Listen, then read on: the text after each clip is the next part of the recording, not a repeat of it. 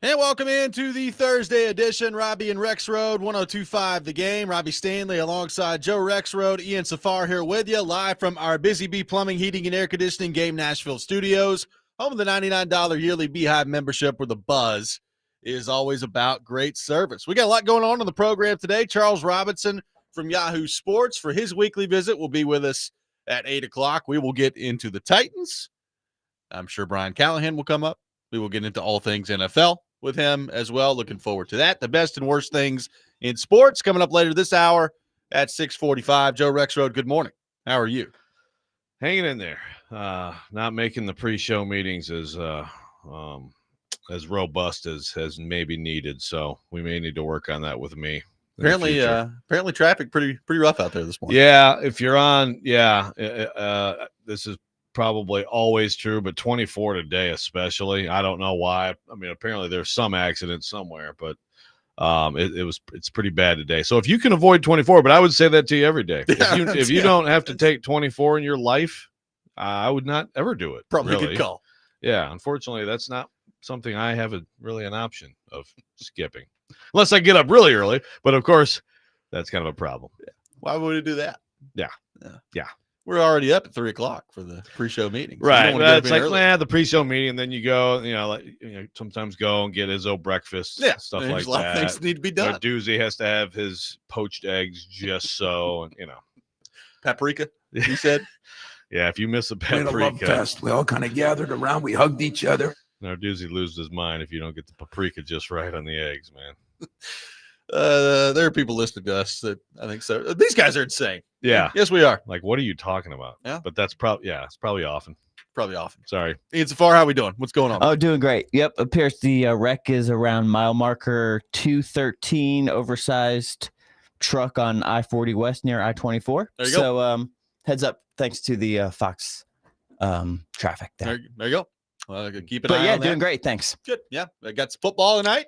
Packers. Yeah. How you feeling? Commanders. Confident. Feeling good. I'm interested to see Micah Parsons game 2, what that defense does against Jaden Daniels, who is very good and obviously is, I think we would all agree, a little bit more mobile than Jared Goff last week. So we'll see what that looks like tonight, but excited. I mean, anytime we get a good Thursday night football matchup, I'm here for it, Joe, because we've seen our fair share of bad Thursday night football matchups. Yeah. At some point, once you get, unfortunately, you take football for granted, you never should. But at some point, you get into a season and you're like, okay, I'm used to just football all the time, and that's just what life is. Then sometimes but right now, I think even if we had a crappy Thursday game, I'd be up for it. Yep. Like early in the year, it's like, I don't care. Fine, football. But yes, this objectively, in any day, is a good game. Yes. So we will get into that a little bit later in the show. We will get into the Titans and some comments from Brian Callahan and Cam Ward yesterday a little bit later in the show as well. We begin with Tennessee and Georgia coming up on Saturday at Neyland Stadium. Lots of discussion about this game out there. I said yesterday, Georgia fans have done an outstanding job of convincing themselves that they are being disrespected heading into this game. So Kirby Smart has done it again. He's got the Georgia fans believing that nobody believes in them and that everyone thinks they suck. So we'll see how that plays out for them on Saturday in Neyland Stadium. But a big recruiting day for Tennessee coming up. They've got some high-level recruits coming.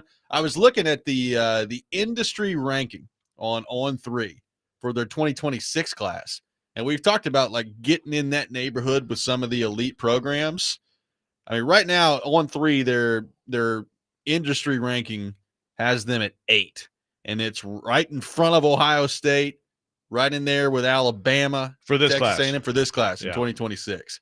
So they've done, they had some key flips a couple of weeks ago, and then you're already starting to see them do some work on the 2027 class as well. So one of the things we talked about, Joe, when Tennessee got the Adidas deal, and I heard Tennessee fans talking about this a lot, was, okay, well, that's good. There's a lot of money coming in. You better see that pay off in recruiting, because that's what you're telling us is going to happen here. So I don't know that necessarily the 2026 class is a huge representative of that, but 2027 and beyond, I'm interested to see how that affects things and how the NIL opportunities that come from that will affect things as well. Yeah, look, it's funny because I do think all of this stuff has been de-emphasized quite a bit, like the high school, the big visits, I mean, I kind of feel bad for the recruiting sites, frankly, because, I mean, signing day used to just be insane. And now it's just so much of like, obviously it's important, but then what happens next, right? Yep. Oh, hey, keeping them another year? Maybe you can get somebody else. But like they've hit the blue chip markers in terms of the blue chip rating, having enough. And I forget the exact formula, but it's like, is it like having more 5 and 4 stars than 3 stars? Yeah, is it that simple? There's a certain threshold of 4 and 5 stars you got to hit. I think it's having more, or maybe it's just a certain percentage of 4 and 5 stars in your roster. Tennessee's there. Those are exclusively the teams that win national championships. Yep. But also Kennedy Brown, the number 1 prospect in the country. Yep. 5-star offensive tackle out of Houston. And, take this for what it's worth. But when he was asked about it, the first 2 teams he mentioned were Georgia and Tennessee. Now, then there's also Ohio State and A&M and Clemson and Bama. Like, everybody's after him. But he's there in Knoxville this weekend, along with, Faison Brandon will be there. And so Tristan Keys, is he the number 1 receiver in the class? Yeah. He's the one that flipped from LSU. He's the one they just flipped from LSU. Yeah, it's when you get down to it with NIL, look, you will have these Texas Techs who come in sometimes and just totally skew the market and say, yeah, like, okay, the market's what? We're going to pay you double that. Come on, let's go. But for the most part, everybody in this wants there to be general guidelines, and that's and so you kind of do have that. You have general salary guidelines for position groups. Of course, this guy is going to go beyond that. He's the number 1 recruit in the country. There's going to be intense competition for him. It's going to be a higher number, but everybody's going to offer that higher number, right? Like, they're going to be in the same range. So I still like some of the things that have just always been part of this. I still think matter. And it's, you see decommitments from schools when they have losing seasons. You see schools that have surprisingly good seasons pick up commitments still, because once you kind of set the market, I mean, that's what it is, right? I mean, barring the rogue and even Texas Tech, I understand like Cody Campbell, that those guys have like endless money, but there's still return on investment if you're a rich person, where it's kind of like, man, 4 of those 5 kids that I just spent on, like, it did nothing. Like, this is kind of dumb. So all of which is to say, I still think like a game like this, like beating a Georgia, showing people, yeah, we can beat Georgia, because Georgia has kicked the crap out of Tennessee. And with Kirby Smart against Josh Heupel, 34-14 average score. Yep. I crunched some numbers on it last night. So I do think that, you beat Georgia, and it's just another step to say, because you've beaten Alabama 2 of the last 3. You put 52 on them one time. You beat Florida 2 of the last 3. You put 38 on them one time. You threw a little 40 spot on LSU, by the way, a couple years ago. So, like, you haven't played Texas yet. But for the most part, like, the top programs in the league, you've beat at least once under Heupel. Yeah. Obviously this is the best program. This is clearly the best program in the SEC. I mean, and some people might say Texas, but Texas is new, and Georgia's still kicking their butt too, by the way. I think this is a big statement opportunity as a program that you can figure something out too, because obviously this offense has been so good at times against basically everybody else, and there's just nothing against these guys. Yeah, they've not solved Georgia. And, we've heard the conversation of, well, Tennessee's offense just won't work against Georgia. That's not really true. I mean, Ole Miss runs basically the same offense, and they beat the crap out of Georgia last year. I mean, their offense looked great in that game. Right. So I don't think it's really about the offense. I think it just comes down to a couple of things. Georgia, for the most part, has been able to hold guys more in the box than other teams do, because they're so confident in their corners that they've just gone one-on-one, and they have either shut down Tennessee's receivers, or the quarterback play has not been strong enough to overcome when you've gotten opportunities one-on-one out there. So is that different this weekend? Can you win more of those one-on-one matchups? And when you do, can you quarterback hit them? I mean, that's a huge part of what the game's going to look like on Saturday. And do you hit a couple where that opens up the running game. Because I guarantee you, like the game plan for Kirby Smart heading into this is going to be like, hey, don't let them just annihilate you in the running game. Like that's what it's going to be. And they're going to make Tennessee's receivers and their transfer quarterback beat them down the field. And can you do that on a consistent enough basis where Georgia's got to reconsider the way that they're playing you? I mean, I think that's a big part of it. But, you know, in some ways, though, it does kind of feel like, you know, I think back to 2022 in the Alabama game, and Tennessee gets that win, and what a big deal that was, obviously for the fan base, but what a big deal I think that was in recruiting. Like, I think it was a big deal to show that they could slay that dragon. That offense could work against that style of defense. And I think that was a big deal for them. This is, you know, it's not the same because Tennessee has elevated their profile as a recruiter. If you just look at the rankings, like they've elevated. But is there an opportunity to elevate even more with a win like this against Georgia? Yeah, like if you lose a close game, I don't think that the recruiting is going to fall off, you know? Now, if you have a, 6-6, 7-5 year, okay, then maybe I wouldn't be surprised at all. Some of these guys like, I mean, again, you want to you want to make your money. Of course, you're going to make your money if you're one of these top recruits. You're going to. So you want to play in the biggest games. You want to play in the playoff. You want to, of course, the NFL development thing, and that's. But again, as much as it's a talking point, Tennessee continues to, And by the way, some of these Tennessee receivers in the NFL, I mean, Tillman is doing really. Dante Thornton comes out and he's doing some stuff. So I mean, they're kind of busting that, at least the narrative on the receiver side of things. Some, but if you win this game, that's where it's like, okay, like I wouldn't expect. For one thing, this is. Georgia had those two teams that went 29-1 that were absurdly good. Yep. And they've had two teams since then that were, they were in the playoff last year, really good contender, but not that level. It's still the best program. I don't expect like complete euphoria. Like I wouldn't would the goalposts be pulled out? Probably not if they beat Georgia. I guess it's possible. It probably depends on the type of game it is. Personally, I hope not, but it's possible. If it's like this insane, like that Alabama game was, that was going to happen no matter how they beat Alabama, right? At that point. At this point, your program, if it's like some crazy overtime game, an incredible, maybe. Yeah. I don't know. That'll be interesting. But even if not, it's not the same level, but it's a big deal. And it is a big deal to take out to people and say, hey, who in this league, who in this league can't we beat? Yeah. I mean, right now, Tennessee under Josh Heupel against Kirby Smart is like the Titans every game. 17 is the ceiling. Yeah, pretty much. Like you gotta get past that. But yeah, I agree. Basically, it's just Georgia can do this to a lot of different types of offenses. And when it's just as simple as, we're okay on an island out there. And also we're going to beat you up front too. So even if we have a light box, we're still going to, but Georgia also in the 4 games, they have been right around 50% pressure rate, which is a huge number. All 4 games. Why? Because, again, it comes back to we got pros in the back end. We're fine. And they have more now. Exactly. 615-737-1025 is our phone number. What sort of a chance do you give Tennessee to take down Georgia on Saturday? We'll take your thoughts on that. More coming up next. Robby and Rexrode, 1025 The Game.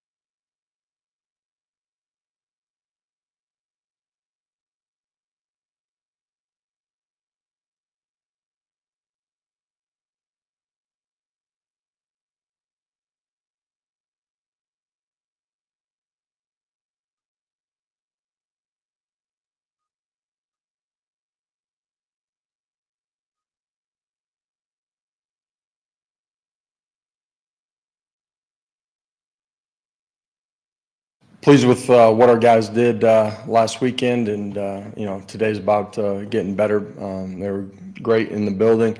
Obviously, we know the test that we have in front of us facing a really good Georgia football team. It's a great weekend, opportunity for game day to be here on the biggest stage in college football. And while that's going on, get a chance to also recognize and welcome back one of our own, and John Henderson, college football Hall of Famer, one of the greats to have ever played the position, and certainly one of the greats here. And it'll be great to have a bunch of his teammates back here as we get a chance to celebrate him too. Checker Nealon, anticipate our fans helping bring in the Nealon effect here and create a great atmosphere on Saturday afternoon. So looking forward to the contest and the preparation during the course of the week. Get excited. That's Josh Heupel earlier this week. Got Rexrode fired up. Tell you what, man, that guy, good football coach, good guy, incredible at never saying anything. He really is. He's a master at not saying anything in a press conference. Just like you can just set your watch to his answers, and it's just basically, unless the if I heard our young guys don't have time to be young once in fall camp, I heard it about 80 times. Like, unless you get them real pissed off, right? Like that's the thing. At Alabama 2 years ago, Yeah. and he'll, well, of course, then, so the refs screwed you, Josh. Talk about that. Turn the microphone around. Oh yeah, that was last year. Yeah, that was awesome. actually Sparkles last year. Say it into the mic. So if he's Adam. if he's mad, he might do something interesting. But these preview press conferences just throw in a little bit different names. It's the exact same words. It's amazing, man. It's good stuff. We've thrown the question out there: what sort of chance are you giving Tennessee to take down Georgia this weekend? Brandon on the YouTube chat, 0. Jared on the YouTube chat, 0. Brandon goes back and says double the spread for Georgia, triple it for that matter. This reminds me of 2 years ago when Chase and Big Joe were like, "Oh yeah, Tennessee is going to beat Georgia." We're like, "No, they're not. Let's bet like a big breakfast or lunch." I said, "Okay." And then what was Georgia's final score? What was it, 30? They won by about 30, I think, or something like that. 48-10. Yeah. And then they still haven't given us our meal. Yeah. Great. Good job, guys. But yeah, no, I disagree. We'll see. Maybe they'll just get their doors blown off again. I don't think that's happening. I think they have a really good chance of winning this game. K-Dot says crazy? Tennessee wins. Lock it down. That's from K-Dot on the YouTube chat. Look, first off, we're going to find out a lot about both teams, I think. We talked with Seth Emerson yesterday. Georgia fans are concerned with Gunnar Stockton right now because he's not throwing the ball down the field. And, they've played Marshall and Austin Peay, and they sleptwalk through the Austin Peay game and had a weather delay and all this other stuff. And now, there's some Georgia fans that are nervous. I get it. One thing in all seriousness that's going to be interesting, it really is Gunnar Stockton's first true road game in the SEC. And, right. I know people have made a big deal this week, and Tennessee fans have made a big deal of Kirby Smart saying on Monday that the environment is not something you worry about.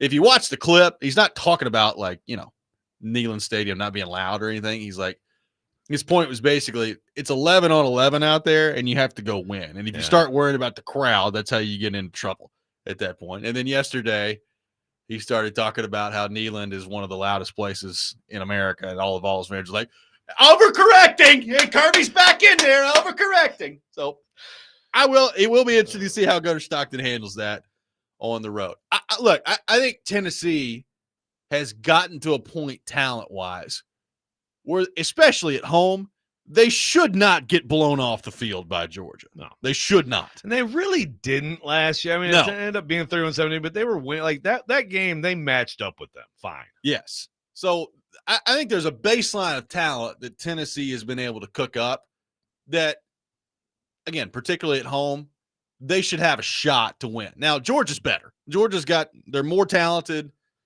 Tennessee has done well recruiting. They have not done Georgia-level recruiting. So Georgia is a more talented team. The fact that the spread started at 7.5 and now apparently it's down to 3.5 as a Tennessee fan scares the crap out of me. I don't like that at all. So, we'll get the pigskin picking coming up tomorrow. I can tell you, I'm leaning Georgia. Like, this is a matchup to me with Tennessee that has reached the point where I need to see you go do it before I believe that you're going to do it. That would be how I would answer it. Yeah, that's totally fair. But like this whole, I know Brandon, who hates Glenn Ellerbe with all his heart, he's the one saying double spread, triplet, all that stuff. By the way, Brandon, I would ask you if you've noticed some decent offensive line play. I understand the opponents. Well, we're going to find out. We're going to find out. But like Jesse Perry, for example, this is what I've been waiting for. Okay, they have someone in the program who's young who comes up and says, oh, they look at that. That guy can play. Yeah. I think this kid can play. As much as I hate Pro Football Focus, he is the number 1 rated offensive tackle in all of Power 4 last week. Yeah, they played ETSU. Yeah. Yeah, you would hope he'd have a good grade. Yeah. But he does look like he can play. I agree. And that's a guy who, of course, now he's supposed to be the right guard, and David Sanders is supposed to be the right tackle, and David Sanders is questionable. I don't think we're going to see him Saturday. I don't know why you would put David Sanders out there in this game, right? Like, I think we're going to see him. You think so? Yeah. I think that's – Now, the question is how much are they Yeah. going to see him. I think he's going to play. Yeah. I mean, I guess it's okay to play him some, but then again, man, don't you feel like as much cohesion and continuity on that offensive line as you can have, that's why I don't think game? he's going to play like I don't think they're going to sit here and be like, hey, you're playing 95% of the offensive snaps. But I think he's going to play. Yeah. I think reading between the lines, I think he could have played last week. Yeah. Yeah, that makes sense. I wouldn't do it because Perry looks good, and it looks good. Now, of course, you could bump Perry inside, and then you can make the overall line stronger. That would be something. I'm interested to see. Yeah. Because that, to your point, that's a huge part of this game. Tennessee's offensive line, they've had some good offensive lines, but they've been overwhelmed by Georgia, right? So can you prevent that from being the case in this matchup? Like, it's all about like Tennessee. Can you hold your ground and give your guys on the outside a shot to win one-on-one matchups? Guys on the outside, the running backs, like you need to get them into one-on-one matchups, and can you win them? Yeah, that's what it comes down to. Because in the last 4 years, as dominant it's been, again, so Tennessee has 4 passing plays of 20 yards or more in the 4 games. They had none last year. They really, the first game, Tillman actually went off, and like between Hooker and Milton, they threw for 300 yards in that 2021 game. Since then, the passing yards have gone down. But like if you watch the all 22s of those games, or if you were there in the press box, like there were plays to be made. They just missed them. Yeah. Well, in a lot of cases, because the quarterback got gobbled up. Sometimes the quarterback, didn't see it. I mean, that's been a problem too. But yeah, the offensive line in this is huge. You think Boo Carter could play an extra role this week? I'm interested to see if they're going to do it at any point. You would think that games like this would be when they would try it. Throw a couple things for him. I like the 3 receivers I got going. I do too. Like I think you're not going to see Boo Carter at any point this year, I think, play like 15 snaps on offense. Like it's going to be very limited in what he does. But yeah, I think there's a chance you could see that on Saturday. Just a couple plays to try to get him in space. I mean, that return last week, some of his cuts were like, geez, man. High stepping against ETSU and hey man, it looks good. Yeah. It's like, what are you doing, man? Just go. But yeah, like if it was as bad as we thought it might be at receiver, then I could see it being a little bit like, okay, I gotta get booed. But I mean, it's a huge Mike Matthews game. This is a big Mike Matthews game. Of what is he like? Yeah, like he's a 5-star guy.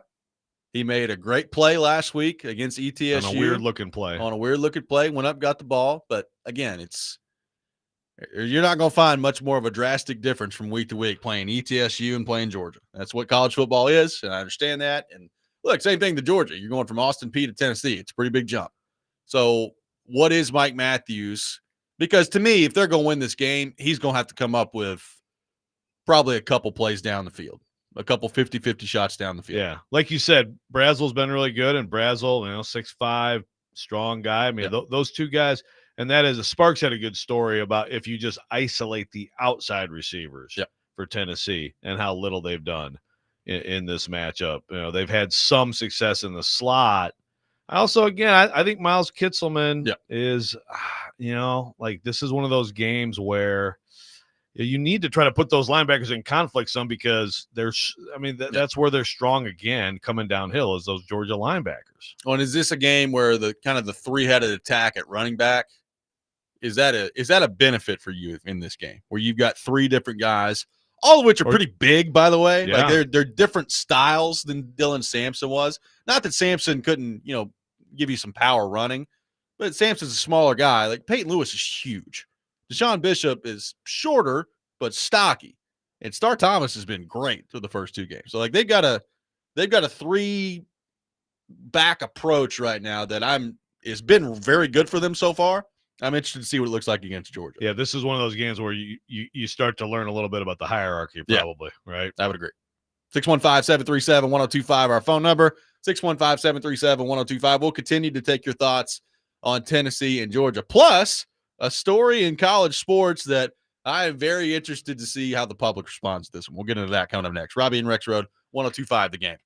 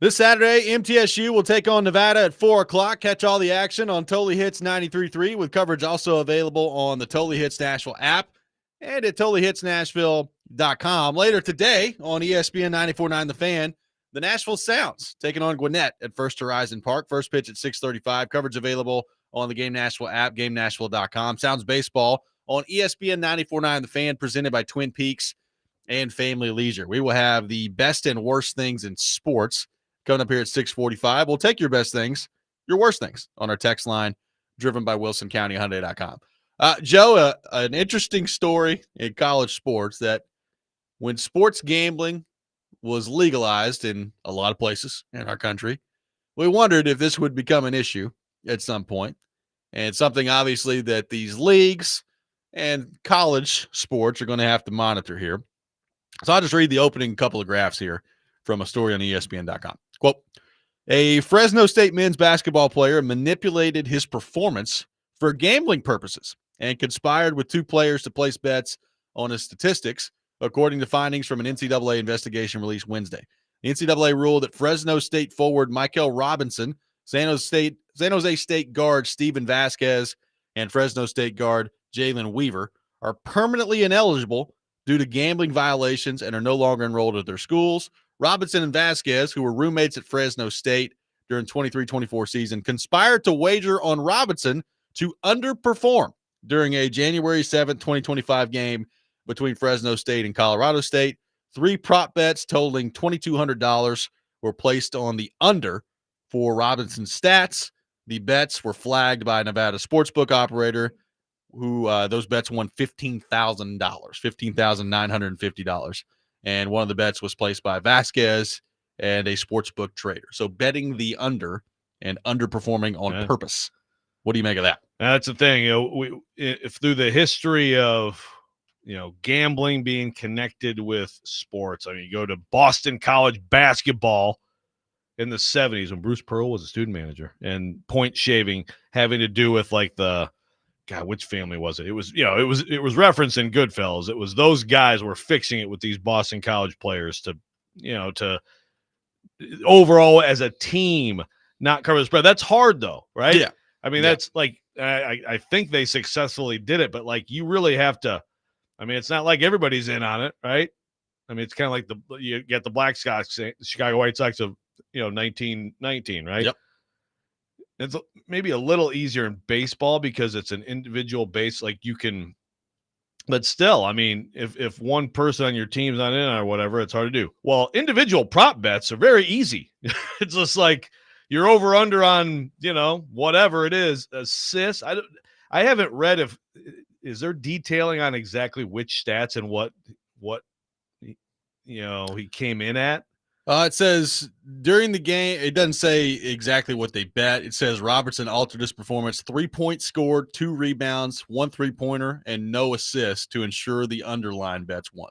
Yeah. So I don't know exactly where they set what the over bar under at, was, but I mean, think about that. It's really kind of easy. It's like I got 2 assists. Well, I guess I'm not passing the ball tonight. I'm going to shoot or throw it off someone's foot. Yeah. So like, first of all, you can look at this and be like, oh my God, think of the possibility. And we've already seen some stuff. I mean, we saw the Alabama baseball coach stuff.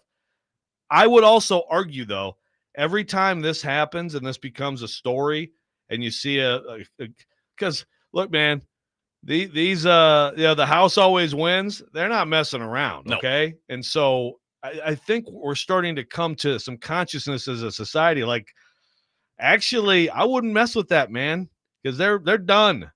They're done for one stupid little prop bet.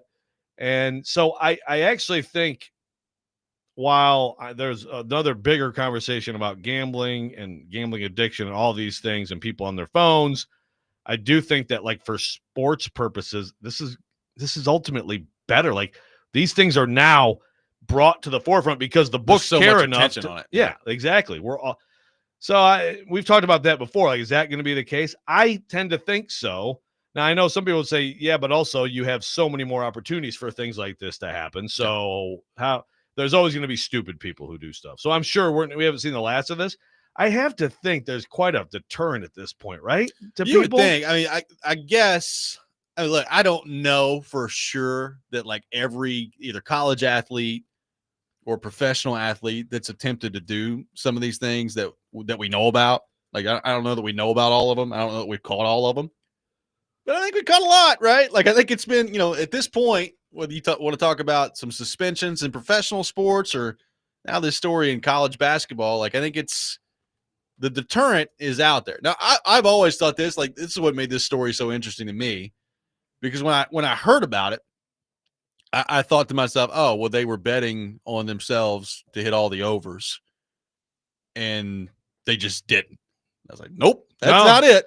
Because I've always thought, like, I don't really care, like, if it's an NFL wide receiver and you look at your over-under and it's like, well, I'm going over, and you bet on that. Like, I don't care about that. I mean, you can't do it, but yeah, I hear you. You can't do it. But, like, and this is why, because then you're like, what are you doing? Getting in your huddle and looking at your quarterback and be like, hey, man, I need about 6 more yards for my over. Like, or I'm going to kill you. Or, yeah, exactly. Yeah. Like, so I understand why you can't do it, but, like, philosophically, I've never had a problem with, like, oh, okay, well, this guy is betting on himself. I'll show you, I'll whatever. Just perform well. Right. But when you start to get into the unders, and you're just tanking it out there, that's why you can't have this stuff. Well, that's even like with Pete Rose. There was always did he bet on the Reds, but also did he ever bet against the Reds? You know, exactly. Like, you know what I think, because those are two different things. Right? Let's try the rookie today. Yeah, let's make this pitching change right now. Yeah, because honestly, if he bets on the Reds, it's like, well, I mean, he's out there trying to win every game anyway. Right. Yeah, so like, who really cares? Or you get into the other stuff, it's bad. I'm going to make sure we lose and make money. Yeah. So Jared from Spring Oak was not Gambino. The Gambino family is actually the family that the Godfather. That's the Carlo Gambino is the Godfather. It was not the Gambino family. It was the Lucchese. I'm going to figure this out. It's very important. I know. Yes, it's very important that we remember this. Which of the 5 families was the Goodfellas? Yeah. I'll get that answer for you very soon. I thought maybe Nicholas Petit Frere, when he got busted for this, was maybe the last straw at professional sports, but it didn't work out that way. It is Lucchese. There you go. Yeah, NPF. Is he still a fantasy football expert?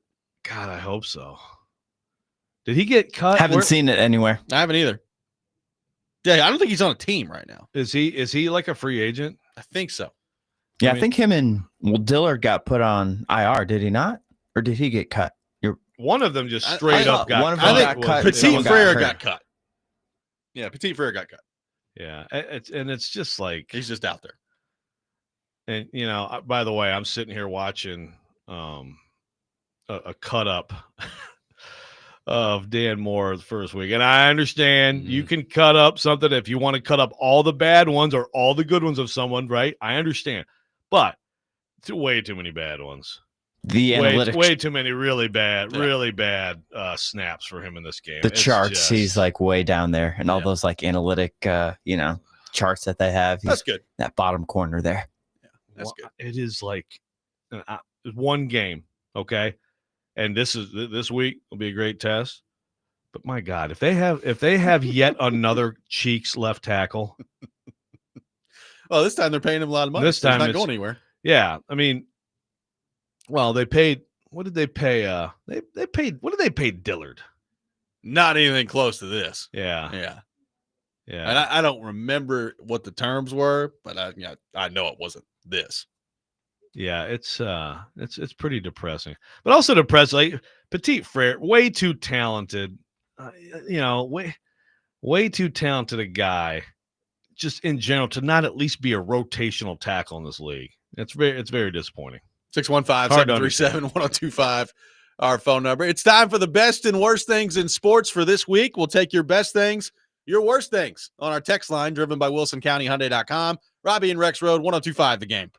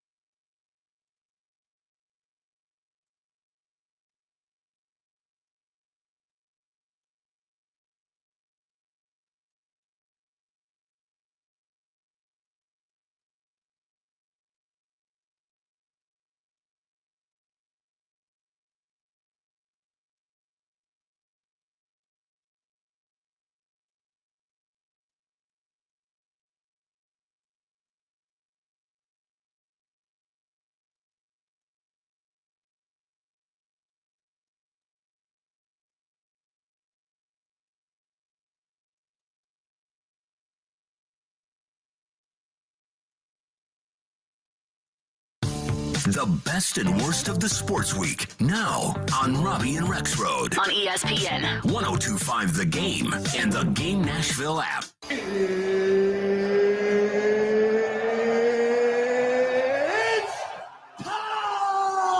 This is the worst. You look like you're feeling sorry for yourself. You don't even miracles yet. He's one of one. He is him. This is a Coke bottle. It's not a crystal ball. When I woke up this morning, I was feeling pretty dangerous. Okay, let's go. It is that time of the week. The best and worst things in sports. We'll take your best things, your worst things on our text line driven by WilsonCountyHyundai.com, 615-737-1025. Joe Rexrode, kick us off with the best and worst things in the world of sports. Well, y'all said you're going to be Detroit Tigers fans with me, so let me just give you a little update. That's 11-1 over the Yankees last night after it was 12-2 the night before. That's 23-3 Take that, Tigers. Kuharski. Have some, Kuharski. The Tigers' magic number is 8. They're 84-62, which is the best record in the American League and third best in baseball because the Phillies have gone nuts too. So the Brewers and Phillies, and as we know, those Philly fans are something else. Yeah, they are. That could be. Watch out for your personal belongings out there. I tell you what. But the big thing here is that Casey Mize gave a great performance, and then John Flaherty gave a great performance. If those two guys, in tandem with Terry Skubal, can keep doing that, now we got a playoff rotation. That's my best thing in sports. There you go. My worst thing in sports, I hate to, again, I try to sometimes, be unique or think for myself a little bit, but I'm sitting here watching these Dan Moore pass sets and just the Tennessee Titans. I mean, just the Broncos turn it over 4 times. Bo Nix is terrible. They do everything they can to hand you the game, and you just insist. Again, this is like, if it's like the woman in Philly, it's like then all of a sudden she's like, "No, I say here, you take it back." I mean, that's what you did. It's just incredible, the incompetence, and obviously all the stuff with Brian Callahan. Oh yeah, it's the whole thing. It's just very depressing for this to be the way things started. We need a real bounce back performance from the Tennessee Titans on Sunday. Desperately. The world needs it. The world needs it. Ian Safar, your best and worst things in the world of sports. For my best, I'm going to go Vandy, second half. Vandy. That's my best. Oh, yeah. I mean, I'm in it. Yeah, that was pretty good to see them turn it on. They looked impressive. Some big plays. Offense, defense, they all looked good. So give me Vandy as my best this week. Setting up a fun matchup versus South Carolina. And I'm going to kind of piggyback off of Joe. It's just the Brian Callahan situation this week as my worst. Just everything from the rule, as much as we've been talking about it, just every time I go back and think okay, he's talking about the rule and didn't know the rule. The replay guy apparently didn't know the rule. Is the way he explained it. It was just bad. And every time I hear other people talk about it, I just keep going back in my mind what happened? So that's our coach. That's my worst, unfortunately. That's my coach. Did anybody do that? No, it was T.O. That's my quarterback. Yeah, that's my quarterback. My best thing in sports this weekend, SEC football around here. Vanderbilt, South Carolina, I'm very excited about. Georgia, Tennessee, I am very excited about. And frankly, with how bad the Titans are and how much bad football we've had to watch around here, thank God those two teams are good. Thank God Vanderbilt's good. Thank God Tennessee's good.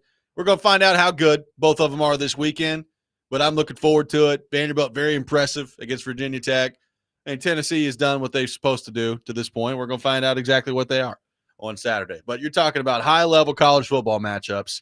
I saw Josh Pate talking about this the other day, an absolute just bloodbath that no one's talking about in college football this weekend is Vanderbilt, South Carolina. It's going to be crazy. I'm very excited for that game, and it's not going to get the same national attention as Georgia, Tennessee is, but I think it's got a chance to be a really good game out there in Columbia on Saturday. No question. My worst thing in sports, the reaction that the Canadian media has given to Connor McDavid not signing yet is very funny to me. They're stunned that Connor McDavid has not signed a contract extension with the Edmonton Oilers. Love it. And I told you guys the day after the Stanley You've Cup been final, calling it, man. if I was him, no chance I'm signing. Certainly not this summer. And if I was him, I wouldn't sign at all until I would be a free agent. And that doesn't mean that you can't be a free agent and then eventually go back to Edmonton. But it's hilarious to me that now the Canadian media is catching on. They're like, well, he said he's Connor McDavid talked last week, and he's like, everything's on the table, short term, long term, no term. I'm like, oh, he said no term. It's like, yeah, there's a chance he might leave. I know this freaks you guys out. A lot of people don't want to live in Edmonton. I know it's shocking to you guys, but just saying, it's very funny to me, this reaction. I'm like, have you guys been paying? Oh, my goodness. It makes no sense for Connor McDavid to sign an extension right now. None. See what you got this year.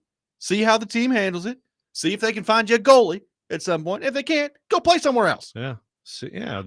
Keep your options open. Why wouldn't you? And selfishly, I'm here for a Connor McDavid unrestricted free agency. Oh, that could be awesome. Man, how fun would that be? Frankly, the NHL needs something like that. The cap might be blown up. Might be. Well, I was reading about Kaprizov. Did you hear about this? Minnesota, Kaprizov They got turned offered down the richest deal in the NHL richest history. NHL. Said, no thanks. Crazy, no? Yeah. Seems like it. 8 years, I think $16 million a year. And he's like, nope, I'm good. Thank you. That's wild. Well, it is. That's the Wild who offered him that contract. That is the Wild. That's wild. Nice job. JC in Goatsville says, best being on the field for Enter Sandman at Virginia Tech and the Vanderbilt second half. The worst, watching the Cincinnati Reds low payroll relief pitchers. That's a common complaint I hear from Reds fans. Oh, yeah, that's right, JC. Glad to he was telling us last week that he was able to go. So it looked like Enter Sandman was awesome. You know, like First it few always minutes is. for the game. Yeah, and then awesome a pretty good first half, and then probably and then exit everyone. Yeah. Enter Sandman, exit everyone before the fourth quarter. Greg says, best, Tennessee putting up 72 points. Worst, the Titans video review coordinator. Santa says the worst is receivers who can't catch. And the best is the joy on the faces of the Brazilian fans during the Friday night game as they sing the national anthem. I don't know what game you're referring to, but I'll take your word. I don't either, but it sounds very good. Sounds The good. football game from Brazil? Oh, yeah, there you go. Yeah. There he is. The Friday night game, right? I did not make it in time for the national anthem. Oh, yeah, right. Yeah, I turned it on in the middle of the first drive by the Chargers. I missed the anthem too, unfortunately. Lance says the worst thing in sports is the tragedy yesterday from Charlie Kirk. Obviously, that was a tough one to watch, and we're not going to get too much into that because we are a sports show, but obviously a bad day yesterday. So, yep, it's violence as an answer to anything is worst in life. Yep, no doubt about that. We will get into the Titans coming up next. Brian Callahan addressed the media yesterday. Cam Ward with some comments looking ahead to week 2 against the LA Rams. Coming up, we will get into all that. We got the Rob Rant next hour. Charles Robinson from Yahoo Sports at 8 o'clock. All that ahead. Robby and Rexrode, 102.5 The Game.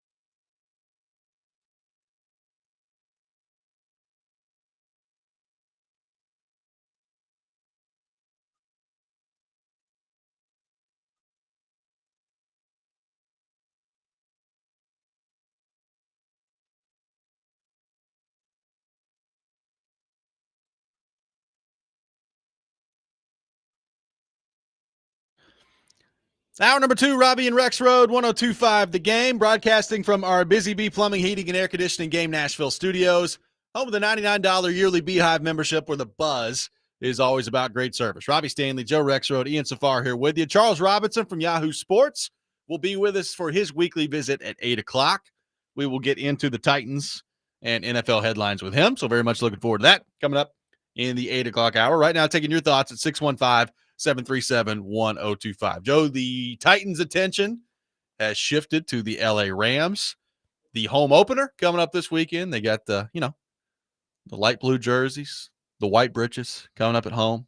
It'll be a fun day, a hot day at Nissan Stadium. And we'll see if the Titans can hang in there with a very good team in the LA Rams. Brian Callahan addressing the media yesterday. Cam Ward addressing the media yesterday. We've talked a lot of negativity this week with the Tennessee Titans. Brian Callahan discussing Cam Ward yesterday was not negative and talked about Cam Ward, his operation at the line of scrimmage, the freedom that he has as a rookie quarterback to operate at the line of scrimmage. Here's what Brian Callahan had to say on that front yesterday. Cam, would you say that he has more control than a typical rookie quarterback in the offense? And if so, what specifically does he have control over, whether it's the pre-snap looks or the play calling or things like that? Yeah, he's earned the right to have control. And that's based on our meeting time, our practice time, his reps. That's something you have to earn. And through our conversations, he has lots of freedom to do things. A lot of the things we're always, we try not to be surprised by it. That's the end of the day. It's like things that we talk about over the course of the week that we like. He does have the freedom to do it. And he did it once or twice in that game. And then a lot of our stuff we have for the quarterback, and especially like on third down against a team like Denver, where you have to manage, 2 play calls in the huddle or a play call with a protection check and knowing when to get to that protection versus what particular look are all things that I think he's ahead of his time on when it comes to understanding and then the application of.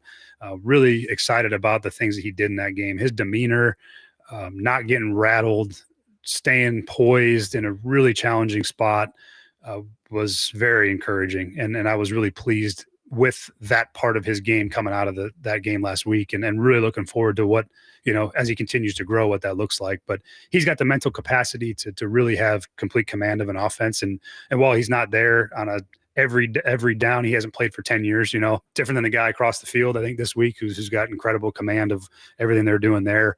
But he's got the capability to be that style of quarterback because of his mental capacity and ability to apply things that I've talked about. So been really impressed with that so far. And then it showed up in the game. So that was Brian Callahan on Cam Ward. A lot of good stuff there. A lot of glowing reviews of Cam Ward, his mental capacity, his ability to operate the offense, talking about earning what he's been able to do in terms of his freedom at the line of scrimmage. What do you make of all that from Brian Callahan? Well, I think I separate that from just like, hey, this is great. Yay, this is good. Or no, it's not as bad as you say about this guy. It's actually fine. Callahan always takes it to the positive. But in this case, I think that's some really interesting insight into what Cam Ward has done in a short period of time as a rookie. I think that's encouraging. I can't take that as anything but encouraging. There's been a lot of talk about his performance, which it's funny because as time goes on and you forget details, we'll always look back and say, God, his rookie game sucked, right? And look at those numbers, right? That's the thing.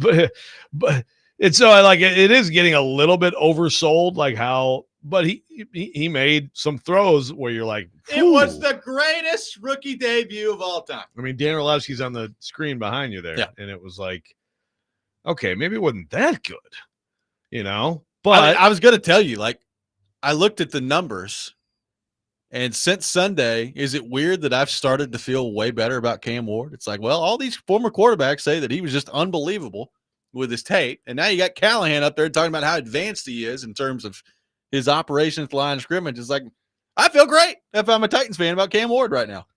I mean, in the midst of Monday's complete, shredding and deserved shredding of Brian Callahan, I liked what I saw. I think there's something there for sure, but again, it's like, you just have to, you like what you see, but those sacks, but a couple of those passes you can't throw a million miles an hour. But some of the others you still missed a couple, all that stuff. Yeah, he made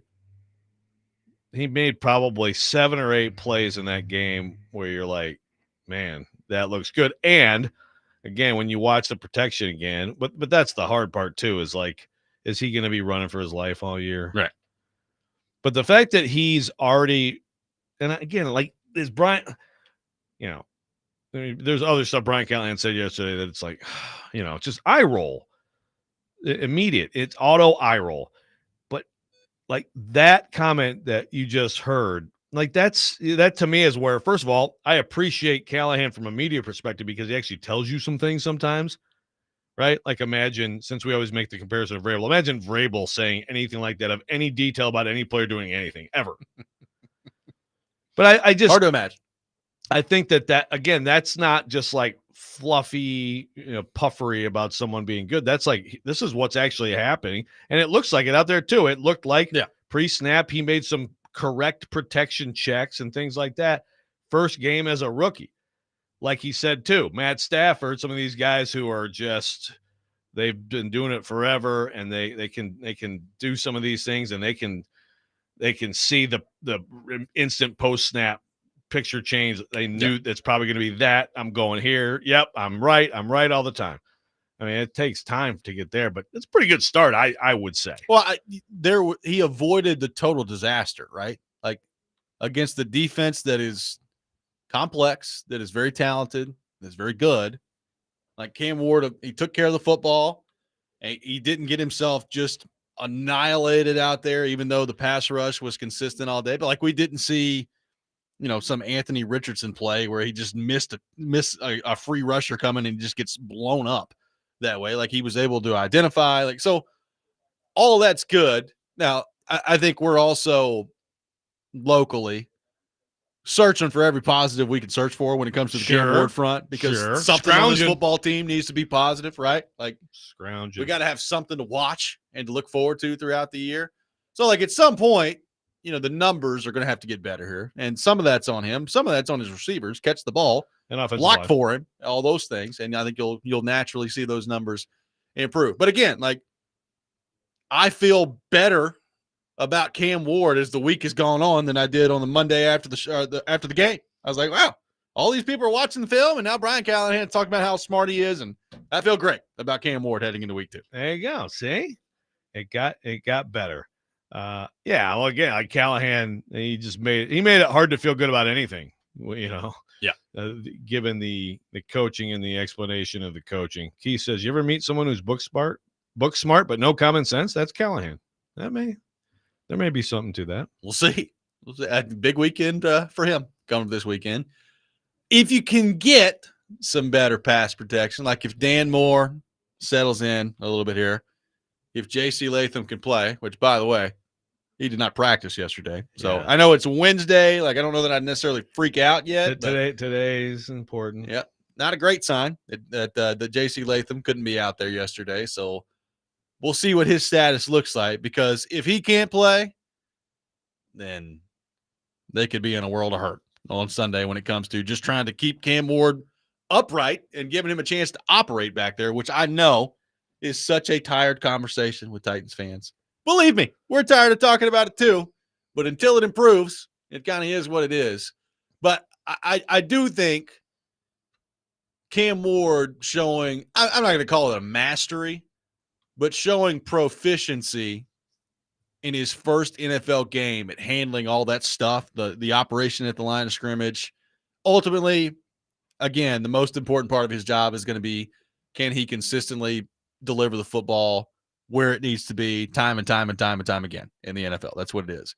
But, operating those things is a big part of that, and putting yourself in a situation to take advantage of the defense. And I know that some people don't want to hear what Brian Callahan has to say right now, and I understand it, but I did take some meaning from that yesterday. He has been around some good quarterbacks. Yeah, it's he doesn't mean he's a good head coach, but he's been around some good quarterbacks. He does know good quarterback play. Yeah. Does he induce it? It's hard. It's, again, still hard for me to believe that there's no credit due him at all on the early stages of Joe Burrow's career. But so I know right now, yes, Titans fan are like Joe Burrow's probably like twice as good as he was, when Brian, Thank God they got Callahan out of there. Yeah, exactly. Now he can really have a good career, but he knows good quarterback play. I mean, he does. And so I do think, and again, it's not just like, again, I mean, I would expect someone right now to be like, yeah, remember last year? It was like, yeah, I took this job because of Will Levis. Yeah. But again, that's also, like Ken says, no miracle flip. That is true. Cam did not have a miracle flip in his first game. That's where, like, I just think Levis last year, you had to wait until the games to be like, oh, crap. And I do think that in this game, it's like, oh, it's hard to even quantify. Obviously, the numbers are bad and all that. And you can look at some throws. I just feel like there is a certain just poise, just calm with him. I would agree. That you can see, like, he's not afraid. And I know it's like, how far does that go? It only goes so far, but boy, you'd much rather have that than the other way around and have happy feet. Yes. Let's head to our 1025 The Game phone line, driven by WilsonCountyHyundai.com. Welcome in Mark in Nashville to the program. Mark, good morning. Thank you for calling in. Hey, what's up, Robby? What's up, Uncle Joe? What's up, Mark? How y'all doing, man? Doing good. Hey, man, y'all talking about Cam Ward. I told y'all last year, Robby, Joe, Cam has that it factor. If you watched all those games he played in college, the comebacks, California, Cal, Virginia Tech, Cam has that it factor. And, hey, you can't talk about him in a negative light like you did Levis, because at this time last year, Levis was fumbling the ball, throwing interceptions, crumbling under the pressure. So, you need to let Will Levis rest, man, and don't even bring his name up ever again. But I'm looking at the receivers, Joe and Robby. I need to see for some production. I mean, Ridley last year was complaining about not getting the ball. Well, now you're not catching the ball. The ball was thrown at you. You dropped 2 balls that you should have had last week.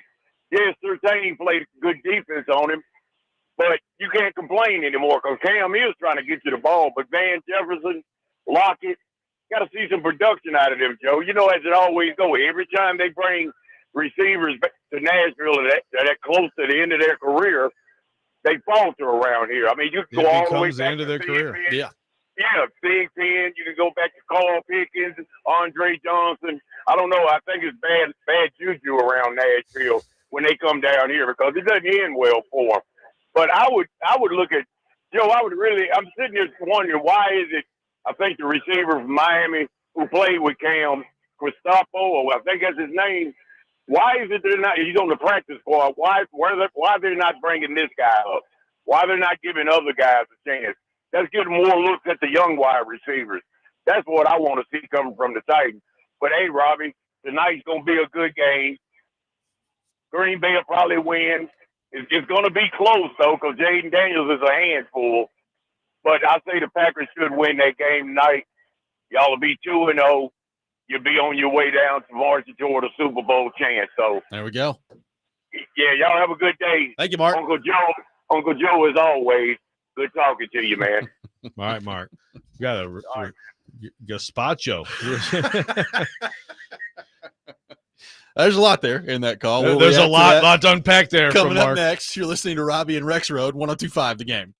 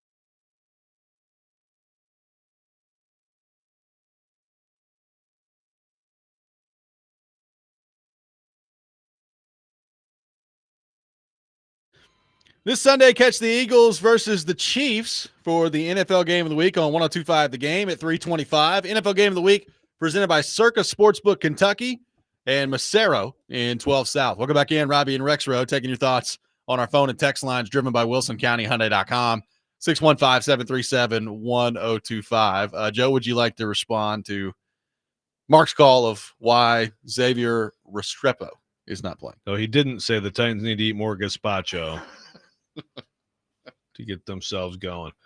Yeah.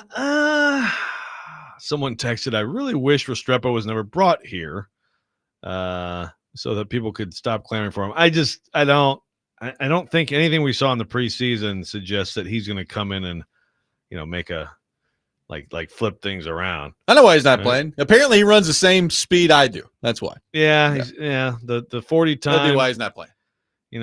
There's quickness, there's hands, there's just football speed. Yeah. But he doesn't look like he has great football speed. No. Like some guys run bad 40s and you're like, oh, they look fast out there. He didn't look fast. I don't think that's going to be the answer. Lockett, yeah, you want more from him. You don't want a second straight year. You want more than nothing. You don't want a second straight year of a veteran Tyler coming in here and doing nothing. So I feel like that might be a week one aberration. I hope so. And I'm not saying this week it's 7 for 88 and a touchdown for him, but like he only got targeted once. Yeah, I felt like a weird game plan. Yeah, with that, I felt like something game plan specific. Could be. It just could be just where Cam went. But Jefferson didn't really get much play either. Yeah, no. Jefferson, I think is relegated behind Io Manor, but Lockett has to be key. Lockett, I think. In fact, I don't know. I don't have the snap numbers in front of me, but I would bet that Lockett's snap numbers were quite a bit higher than Van Jefferson's. I can find those. So I think you're going to see some weeks where Tyler Lockett gets 4 catches for 52 yards and stuff like that. I would think this is one of those. I think it's one game. Let's wait and see. You hope that's the case with the bad left tackle play too. Boy, do you hope that's the case. Lockett. Problem is this is going to be another game with a real good chance to make him look bad, considering who they're playing. 33 snaps on offense for Lockett, 58%. Okay. And then Jefferson was at 7 snaps, only 12%. Yeah. So Jefferson, significant difference. Jefferson's a backup. Yeah. So I wouldn't even. He's just a depth veteran guy and good. That's great to me for the Titans that Io Manor is the starter, and that's just the fact that he's better now. That's good. Lockett has to produce some. Yes. And I think we'll get opportunities to do so. Brian Callahan continued to address the media yesterday and talked about the differences from last year's team to this year's team. Here is what Brian Callahan had to say at his press conference yesterday. Sunday, there was pretty tangible frustration from you as well. Yeah. How concerned are you about the here we go again aspect to this, or is this team different enough to where you don't see that happening? Yeah, this team is very different from that. I understand where you're coming from. I know that feeling. But I didn't feel that at all from our football team in that game. I was frustrated at just the things that we could have done to win the game, and a game that I felt like we had a very good chance to win. To not come out of that playing better than we did in all 3 phases, I think was what was disappointing. Disappointed in myself, obviously, on top of it. So I love the makeup of our football team. I really do. I think they have the right mentality. They understand that we always are going to have a chance. They play really hard. They play with great effort. Those things are going to help us along the way, and we're going to win more football games. But that feeling that can creep in sometimes, I don't feel it from our guys. I think we've got really good leadership. The leadership has grown quite a bit, I think, in a year's time, and the new faces we've added and the young players and their demeanor and makeup gives me a ton of confidence that that's not something that we have to worry about. And I really do. I mean, I know it's only 1 week and all that, but I really do like the makeup of our football team and where they stand. It's a night and day difference in totality from a year ago. Night and day, he says. Night and day difference. Joe, your thoughts on that? It's just he's talking about some things there that we don't have any clue. Yeah. Right? We don't have any clue in terms of the day to day. Okay. But man, night and day after that, again, like the penalties, for example, some of them, again, one of them totally inexcusable. I'm actually really kind of surprised / impressed that like there hasn't been more pushback on that this week. I thought there would be, because on Twitter there was Sunday. Terrible penalty by Jeff Simmons, one of your leaders, which basically killed your last chance of trying to, get back into the game. Yeah. Or severely hurt it. It's just hard to buy night and day, and you don't see that creep. Like what you're seeing mistakes creep in. So I'm sure at that time, at some point last year, it got to the point like any losing season does, where it's just like, oh, right? Yeah. It's a slog. Well, of course you're not going to be in the slog It's with week one game. Yeah, that was my thought. Yeah, they haven't given up yet on the season. It's week 1. Okay, that's congrats. great. Yeah. But I think what Gentry asked is different than what Callahan answered a little bit, right? I think Gentry is probably asking a little bit more of just the finding ways to lose and doing things to lose games. And Callahan took it to these guys are still motivated and they're into it. And it's like, dude, great. You played one game. Yeah, that was my thought, was like, it's week 2 coming up this week. Yeah. I would tell me night and day at fail. Halloween. On Halloween, tell me it's night and day. Yeah, like when we get 8-9 more weeks into the season, if their win-loss record isn't very good, do you start to see signs of that, of like, man. Like, and it's not, I'm not even really talking about effort, because again, we've talked about the effort part of this before in the NFL. There's a certain baseline of effort you need to have out there. You're going to get yourself hurt. Okay. So I'm not even really talking about that, but I am talking about like belief. And it goes back to everything we've talked about this week with the coach. Belief in the process, belief in what you're doing, belief in who's in charge, belief in your coaching staff that they're putting you in the best possible situation to succeed. All that's important. And I think, at some point, if the results don't come, that belief in all those things I just said starts to fade. I'm glad that it hasn't happened yet in week 2 of the NFL season, but I think he's in a real race here against the clock. He's got to land on some of these results, or you're going to start to see some of that of, man, is this the guy? I mean, at some point, as Bill Parcells used to say, you are what your record says you are. Fair or unfair, circumstances are always different, but you are what your record says you are. And yeah, it's time for that to improve rapidly for Brian Callahan. Yeah, and look, he accelerated the clock. I think he accelerated the clock internally because of all this stuff. I mean, again, like guys are going to say, it is good. He took accountability at first, at least, but also, as we've talked about, do the players in that team, I'm looking at him like, show me something. Yep, exactly. 615-737-1025, our phone number. A lot more of your thoughts to get to on the Titans front. We got the Rob Rant coming up at 7:45. Charles Robinson from Yahoo Sports will be with us at 8. This is Robby and Rexrode, 1025 The Game.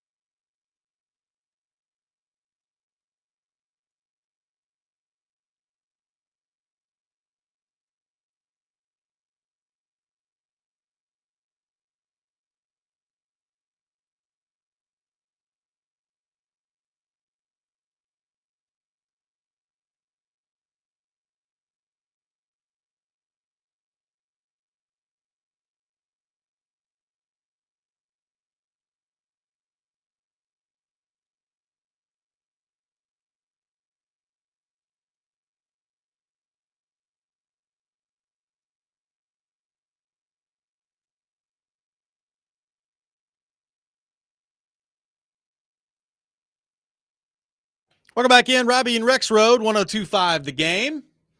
Got some tickets to give away to see Judas Priest and Alice Cooper at First Bank Amphitheater on Sunday, September 21st. To caller number 3, 615-737-1025. Caller 3 will win a pair of tickets to see Judas Priest and Alice Cooper at First Bank Amphitheater on Sunday, September the 21st. Taking your thoughts on the Titans, 615-737-1025. One texter says, Callahan is either delusional or a liar. Wow. I don't know. That's a strong take. Well, I guess when it comes to the rule thing, then maybe that's a separate discussion.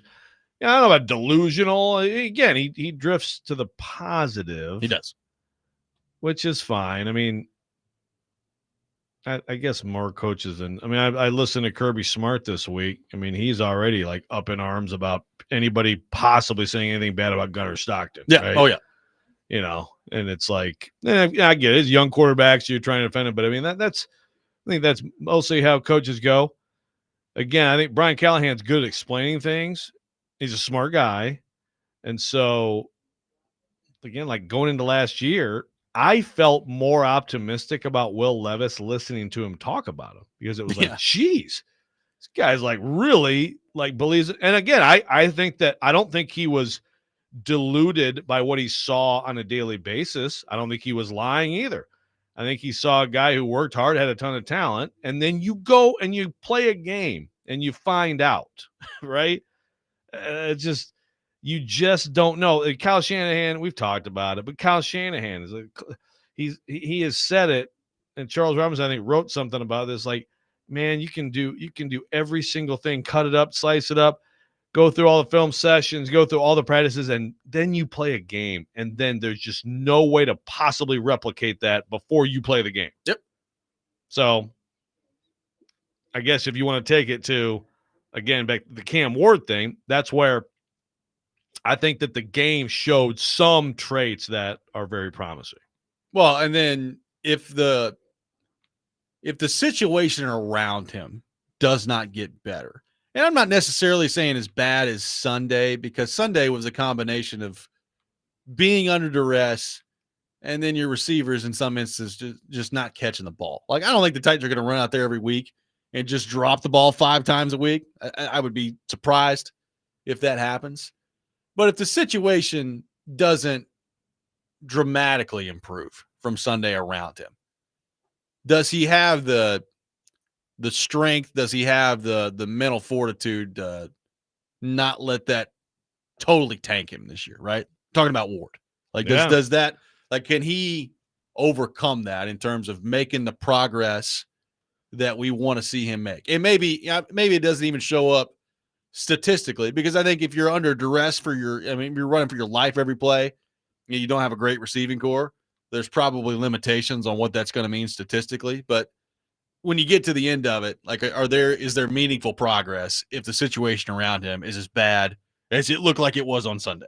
Yeah, and this is what people get into conversations about ruining quarterbacks. Now, I do believe it can happen. Like, I guess I'd like to see the David Carr outcome, if he didn't have the rookie year of being sacked 76 times that he did, or, there are examples. But I also do believe in the data does kind of tell you, and anecdotally, just we can go through the guys playing this week. Perfect example. Yep. If you've got it, then sometimes going through that stuff isn't bad for you, and sometimes going through that stuff, if it doesn't make you better, you still rise above it. Yep. Matthew Stafford 100% did. Trash organization, trash team, trash offensive line. 0-16 the year before they drafted him. Yep. It was garbage, and he got hurt in his rookie year. He got his shoulder torn up. Look at him now. I mean, I don't know if Matthew Stafford's going to go in the Hall of Fame. We've talked about that. Yeah. Yeah, probably. It would. I mean, he's won a Super Bowl, and the accumulation of numbers are in an era where the numbers are way more. Yep. But yeah, he's a fringe Hall of Famer. Yep. So there you go. Great example of, and he's a guy who Brian Callahan turned into a great player. No, I'm just kidding. But they did work together. Yes. By the way, Cam Ward through one game on pace to be sacked 102 times. Oh, Is that all? Just one game though. Sample size isn't great yet. But if we're on here on Monday morning talking about him being sacked like 6 or 7 times again, I'm like, oh no. Well, I was going to say I have a feeling that average that pace might be even a little higher after Sunday. Don't tell me that. I know, but I think that this is actually a scarier team in terms of coming from different places, you know. So, but maybe being at home will matter. Dennis says, will Ward stop running backwards to take the team out of field goal range? Yeah, a couple of those sacks, Good he's got to find a way to get rid of the ball. I mean, some of that situational awareness too. Like you got to make sure you're not taking your team out of field goal range there. Now we've talked about some play design on that stuff too. Like, was there a quick enough outlet for him to get rid of the ball? Like some of that could be on Callahan. So you got to figure that part of it out. But he's not going to be perfect. Like there are going to be some rookie growing pains along the line. I'm telling you, I mean, there's going to come a time, and maybe it's Sunday, maybe it's in a couple weeks from now. I don't know. He's going to throw some atrocious interceptions this year where it's just like, oh, what was he looking at on that play? It's going to happen. That will not be the last time that he takes a bad sack on Sunday either. He's going to take a couple more of those this year. But in totality, does that improve as the year goes on? And how much is he learning from that? Does he recognize some of those things and improve on it? I'm not really all that concerned about that. You're talking about a rookie quarterback in his first game. I expected some of that. Frankly, there was less of that than I thought there would be. So I was kind of encouraged by that. Yeah. Those sacks. And by the way, he took credit or blame. He did for those sacks. You know, again, I would look at pass pro / play call too there, some combination. But like he said, I mean, there was another time that he took a grounding this game too, by the way. So he's talking about getting rid of it. Yeah. On those plays, he's not getting outside the tackle box. Yeah. So, if you just get rid of it, unless you can dirt it at your back's foot or something like that, then you're just going to get a grounding anyway. I mean, the whole thing was a disaster as opposed to, and I'm not saying you just say, oh, we're in field goal range, run, kick, but don't do that stuff. But yes, he'll have bad picks. He'll get fooled by coverages. He'll have a guy who completely comes out of nowhere and takes one back on him or whatever it is. You know that'll happen. I still think there was a lot more awareness and poise from him in this game than the results suggest. I would agree. And hopefully the results look a little better on Sunday offensively. I'd like to see Gunnar Helm involved a little bit more. I was impressed by a couple of the plays that he had on Sunday. Can you find a way to get him involved a little bit more? And here's the other thing. We brought up Lockett earlier, and he had one target on the day. To me, you would hope that he's a guy that can get open pretty quickly. Quick outlet guy. And you could get the ball to. I'm not saying he's, some burner out there, especially at this stage in his career. But a guy that has been around for a long time, knows how to set defenders up, knows how to run routes to get open, getting him the ball quickly and maybe trying to mitigate some of the pass rush that way. I want to see if they do some of that on Sunday against the Rams. Yeah, I think you have to. If you considering, first week, great opponent, all that stuff, but getting the ball out quickly is gonna be a necessity, I think, for this offense. I really like this. Ben from Cumberland City, a noted Colts fan. Indy Ben would never do this. Ben from Cumberland City on the text line driven by WilsonCountyHoney.com said the best of the week. He had a best and worst. A little late for that. That's okay. The Colts winning. But he said the worst is my first impressions of how good Cam Ward looks. Man, y'all got a QB. The way he stood in the pocket, quickly got the ball out on a dot, 30, 40 yards downfield, absolute dimes.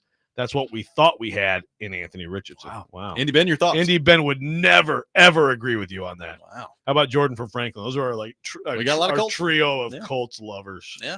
I'm interested to see what that looks like, but good stuff there. Who they got this week? Is he doing Denver. weekly? Is he doing weekly songs? I think so. I missed the last week. I didn't see last week's though. I mean, the Edgar Allan woes. I want more puns about the opponents. We'll have to come. Broncos. I think they played Denver this week, if I remember correctly. Talk about horsing around with that one. Oh, yeah. He could neigh. He could have a bad neigh and a good neigh. The whole time. Broncos, Colts this weekend. So, I mean, what if the Colts go out there and just handle the Broncos? That's not good. That doesn't make you feel good about the week 3 matchup. The Broncos play like they did against the Titans. I kind of like Indiana Jones to be 2-0. We'll have the Rob Rant coming up next. Charles Robinson from Yahoo Sports will be with us at 8 o'clock, getting into the Titans and all things NFL. Robby and Rexrode, 102.5 The Game.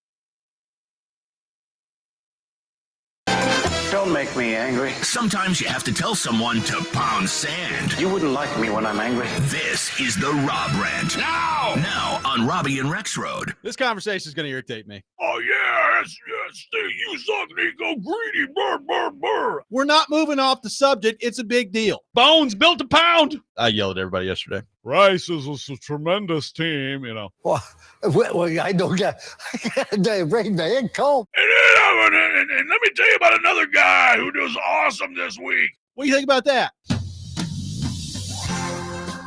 What a mashup that was. It is time for the Rob Rant, brought to you by Functional Medicine of Tennessee. Rise up to better health. Check them out at functionalmedicineoftennessee.net. We will have Charles Robinson coming up here in just a few minutes at 8 o'clock.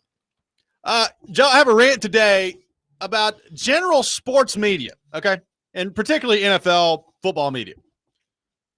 When did we just start letting defense totally off the hook in this profession? I don't understand it.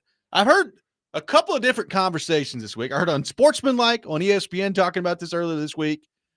And basically it was like, Lamar Jackson choking? What do we got going on? Like, why Lamar Jackson? Is he a choker? And I was like, do you guys realize the Ravens put up 40 points in that game? 40. Their defense, who, by the way, they've invested draft capital in, pretty good money in on the defense side of the ball. They're allowed to make some stops every now and again. I heard the same conversation about the Jets this week, and they're like Justin Fields. Like, Justin Fields is never going to be the guy to lead you to a win like that. It's like, well, he did score 32 points. Like, your defense, could you stop the old man at quarterback that you guys think apparently sucks, but went out there and kicked your butt, threw 4 touchdown passes last week? Like, I don't know when we started letting defense just totally off the hook in the NFL. Like, everything comes down to the quarterback. Like, it's all the quarterback. Lamar Jackson and the Ravens put up 40 points. I realize Derrick Henry fumbled the ball in a very inopportune spot. I get it. But they still put up 40 points. Like, you are allowed as a defense to stop the opposition from time to time. You can make some stops out there. And nobody ever talks about that anymore. It's like, well, defense, who needs that? It's all the quarterback's fault, no matter how many points they score in a game. Well, it's wild to me. So I don't know where those were, because I do want to, like, it's like, okay, so like anybody who tried to blame that on Lamar Jackson, and I totally agree with you on the defense point, but even I think it's about the quarterback. Right? Everything has to be related to the quarterback. Lamar, like, they took the ball out of his hands. Yeah. So I mean, like, just that's a terrible analysis. Whoever had that of the game, and yeah, like I like the Justin Fields. I thought he played great. That's like a hugely the best I've seen Justin Fields play. And then he sat there and he watched, he watched them lose. Yeah. Right. I mean, that's basically what happened. He watched the other side of the ball lose. Yeah, I do think that I think absolutely. And like there are some people who are in media, in NFL media, who are saying this. I heard a really good conversation with Kevin Clark of the Ringer about like just this obsession with everything. It's the quarterback. Of course, it's the most important position, but like people really want it to be. That's it. That's the only thing that matters. This quarterback beat that quarterback. You outdueled him. It was a one-on-one matchup. Yeah. Then it's like, yeah, what about defense? Like when your other offense, parts of the team, when the Ravens kicker missed one, right? Didn't he miss the extra point? When you score 40 in that game, yeah. Like when you get into the 40s, you kind of lost the blaming the offense part of it in the National Football League. I'm sorry. Yeah. Like when you score 40 points, it's hard for me to get to. Well, should have scored 55. Don't know what to tell you. It's like, what the hell? How about Lamar? the defense make a stop at some point? That'd be awesome. How about you not allow? I mean, I realize Josh Allen's a great player. And you very well could be talking about the 2 best quarterbacks in the league. I know the people are going to be like, well, where's Patrick Mahomes? Whatever. 2 of the 3 best quarterbacks in the league when it comes to that game the other night. But it's like, I mean, Josh Allen's great. You don't have to let him throw for 250 yards in a quarter, right? Like you could stop that. Like I know you can't stop him in general, but 250 yards in a quarter, you could probably do a better job than that on defense. Seems like maybe you could. Yeah. I feel like, obviously the rules are so against the defense, right? And so, and I mean, that's what the NFL want. They want 40s and 30s games. They to them, it's always about, how can you get the general fan? Yeah. We've got the hardcore fans, right? So the rules help the offense as people on the defense side of the ball constantly lament. And so I do think that defense is an afterthought for a lot of people. And it's just fantasy football and the quarterbacks are playing against each other. But yeah, I mean, if it's that bad, then why don't we talk about the defenses more? Well, I mean, I guess just because it's not as like the juicy storyline the other night is up. Josh Allen bested Lamar Jackson again. And it's like, I mean, yeah, they won the game. They both scored 40 some odd points. Like somebody needs to play some defense out there at some point. Lamar Jackson wasn't allowed, like he was not given an opportunity, honestly, to make a play. I don't think in the last 13 minutes of the game. Yeah. Like seriously, if you watch that game, or maybe 11 minutes, I mean, something like that, they took it out of his hands. Well, by the way, this goes the other way too. And look, I'm not trying to sit here and diminish Patrick Mahomes because Patrick Mahomes is a great player, and he may very well end up going down as the greatest football player we've ever seen. We'll see what happens. But like, it goes the other way too. Like Patrick Mahomes, offensively last year, and that team, not very good, right? Like they're okay. It's by their standards, not very good. Had a really good defense, right? And they went, they go 15-2 last year back in the Super Bowl. And it's like, it's all Mahomes. Mahomes. And Kelsey. Not really. They played pretty darn good defense. That's how they won last year. Yeah. So like just the total, like in both instances, just totally ignoring the other side of the ball drives me nuts in today's NFL conversation. Yeah, and I think it's also beyond like the QB overemphasis and all that stuff. There is also like the celebrity obsession, right? Yes. Like that we just have in general in society. But it's like, Kelsey dating Travis Swift. Did I just say Travis Swift? Yes, you did. I think that he should change his name to Travis Swift. Actually, now that we mention it, but it's a better football name, right? Maybe he'd pick up a 10th of a second on the 40 and get out of Xavier Worthy's way on the crossing route. He did he took the blame for that this week, which is good. It's like, don't annihilate, destroy your own teammate. But it is, I think celebrity obsession is part of it too, right? And of course the quarterbacks are, unless you happen to have a tight end dating the biggest pop star in the world, the quarterbacks are just way over. I get it though. Like I get it, but like NFL people discussing this, like you should know this. Like it's defense, big part. It's half the game, as you point out. I guess a third of the game if you want to count in special teams. But yeah, I guess in football it's a little different than like in basketball. But and this is like, I mean, it's a huge issue for me in basketball. Like, of course, the people who put the ball in the basket get more points, or get more money, get more attention, all that stuff. But like, if you can't guard somebody, that's a huge, you're trying to win, right? I mean, as a player, you have to do both things, but we don't have to get into And by the way, like if those two teams meet again in the playoffs, like I say, it's Buffalo and Baltimore again at some point. You know what? I think their point of emphasis is going to be heading into that week. My God, can we play some better defense? Let's get some defense out here and see if we can't slow one of these offenses down. Let's try to not let Derrick Henry average 55 yards per carry against us every time. I mean, that's the thing. They won that game. Look, just made to look. If Baltimore ran its normal offense the whole game and didn't change, they just scored 55 points. They would have gotten into the 50s, and it just would have looked like a guarantee game in college football. It was that bad. Caleb, was it a 9-minute run by Buffalo? Well done, Caleb. Well done. I've heard this guy, the Justin Fields one really got me. It's like, what exactly was your guys' expectations for Justin Fields? Oh, that Justin Fields just can't get it. What, did you watch the game? You did as much you could possibly ask him. I mean, my goodness. If you're Aaron Glenn and you were told he was going to do that, you were going to score those points, you would have been getting your victory cigar ready for yourself after the game. Yeah. And then Aaron Rodgers put 4 touchdowns on your defense. Justin Fields threw for 212 yards, 1 touchdown, did not turn the ball over, and had 2 touchdowns on the ground running. It's like, I don't know what you guys thought he was going to do, but that's about as high levels I've seen him play at. You'll take that every single week. Unbelievable. 615-737-1025 is our phone number. Charles Robinson from Yahoo Sports will be with us coming up next. We'll get into NFL headlines with him. Robby and Rexrode, 1025 The Game.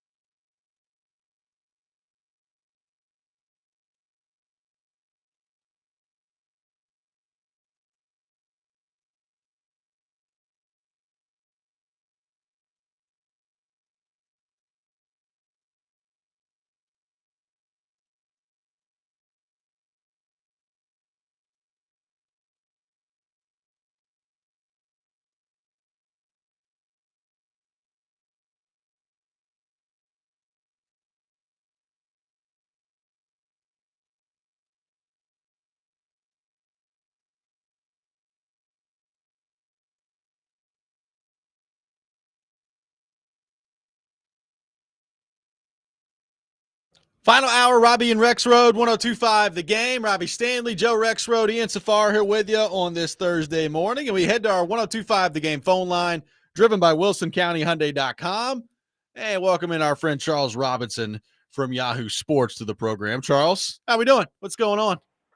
What's going on, gentlemen? How you doing this morning? Doing really well. Appreciate you taking time to be with us. Big one tonight. What do you make of Commanders at Packers on a little Thursday night football tonight? Yeah, I mean, the Packers look to me like, if that's not the best defense in football, it's got to be pretty darn close. The front end, I mean, they just dismantled the Lions, and part of me wonders, how much of this is Detroit. The center guard combinations for Detroit are just awful, and how much of it is the Packers just looking dominant. But I mean, Penny Sewell was getting his lunch handed to him at times by Micah Parsons. I mean, it was about as dominant a performance as I could have expected, with Parsons not spending the offseason program there. And it wasn't just Parsons. I mean, the line in general, Rashawn Gary looked great. I mean, and we knew he's a good player, but dang. So the Packers, I think, just right out of the gate they should have everybody sitting up in their seats, and the idea of them being a Super Bowl favorite, if we're going to go ahead and act like week one means everything. Yeah, they're Super Bowl favorite now. Like it. The Commanders, I've said all along, and it was funny because I brought it up, to some people there when I went through their camp, and I don't think they liked hearing it, but I think the Commanders are a good team. I don't think they are. I wonder if they hurt themselves by making the NFC title game run last year, because I think it set up some unrealistic expectations about where they were in their kind of growth curve. I think they still have a ways to go. When you look at that roster, and I guess when I asked the GM about it, he didn't like the question. He was like, oh, it's first world problems. It's like, it's a good problem to have. And I'm like, yeah, kind of a good problem to have. I was like, but also nowadays we're so quick because of social media and just how we are now, that if you don't make the NFC title game, is it now a disappointment, right? Like, isn't that now your floor because you went that far? Isn't it a step back? And, he didn't really want to address it. It wasn't something he wanted to engage, but yeah, I think Commanders are good. I don't know. I think that the Packers, to me, are a much better team at this stage than the Commanders are. I'm a little interested to see. I know, he's not on the injury report anymore with the wrist, but the wrist thing with Jaden Daniels was a little nerve-wracking, I think, if you're the Commanders, because the last thing you want is your quarterback having any kind of a wrist issue on his throwing arm. So big. We already have some seats that seem warm. Seats not I would say outside of Nashville. So I'd like you to talk about that, but also your thoughts on the guy here who, I guess we'll find out on the hotness of the seat as time goes on, but the not knowing the rule, saying it wrong, taking blame, then actually saying, no, I actually did know the rule, et cetera, et cetera. It seems as though NFL media have noticed this, and NFL media don't often notice the Titans, Charles, as you know. So yeah. What is your / the NFL's view of this whole thing with Brian Callahan, and who else, I guess, or whose seat is hotter right now? It's not great. It was hard to watch, especially when I think it got to the point. I know when he said, look, I know the rule. I think at that point he just felt agitated. Like, PK's doing what PK does. And I think at that point, Callahan had just had enough. And I think he probably, I don't know if he regrets saying what he said to kind of close things, but either you knew it or you didn't. If you're going to come out and you're going to say you didn't know it, and if you want to, it was a misinterpretation of, what you thought the rule ultimately was. Okay, cool. Then you didn't know it, and it's not great. but admit it, move on. Like, just admit it, move on. You know, win a game the next week, and you can go ahead and advance past this. But yeah, it's pretty rough right now for him. And I've told people, hey, I do a radio show, you know, and in Nashville, and it has felt like all off season everybody's wanted to fire him, you know. And we've had this conversation repeatedly where I've said, let's just relax here. Let's just relax. You know, it's been a season. You can't just do this as an organization, just frag guys after 1 year and expect that that's a good thing to do. But yeah, this coming out of the gate on top of the frustrations that the fan base has felt up to this point it's not a good moment. And I will try to be a human being here and say that there have been times where I've blown it, where I'm sure I've been on live shows or whatever and completely been wrong about something, right? Or lost it and forgot something that was really important. And then of course I want to deny it later. Like, nah, I knew that's not what I meant. Like, I don't, you know, out of pride, you don't want to admit that, you know, you had a significant moment of slippage. He's in a different job than I am. Right. And, it's, of course it's going to be reflected upon. Of course it's important.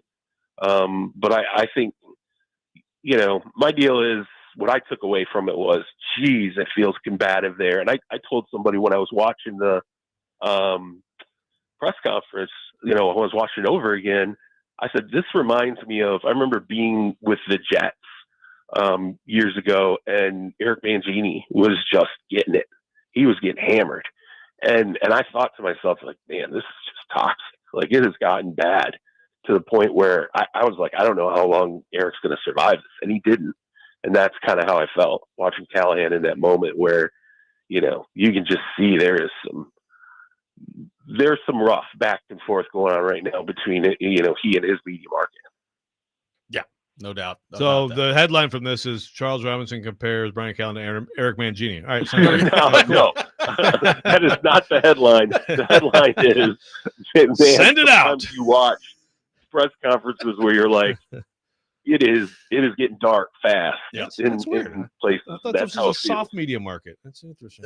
Yeah, we've heard that. Yeah, heard that before. Well, I mean, I would never say that about Paul. Okay. Yeah, there's other adjectives I'd use, but yeah, that's a good point. Yeah, that's fair. So Charles, Brock Purdy, obviously not good news for the 49ers with him dealing with injury. Luckily for them, they play the New Orleans Saints this week, so that's probably good in terms of the timing wise. But how big a deal is this with Purdy, and how much of a concern would you have if you're Kyle Shanahan and the 49ers? I mean, this is massive. This is huge. You just saw, you know, the guy's got his deal.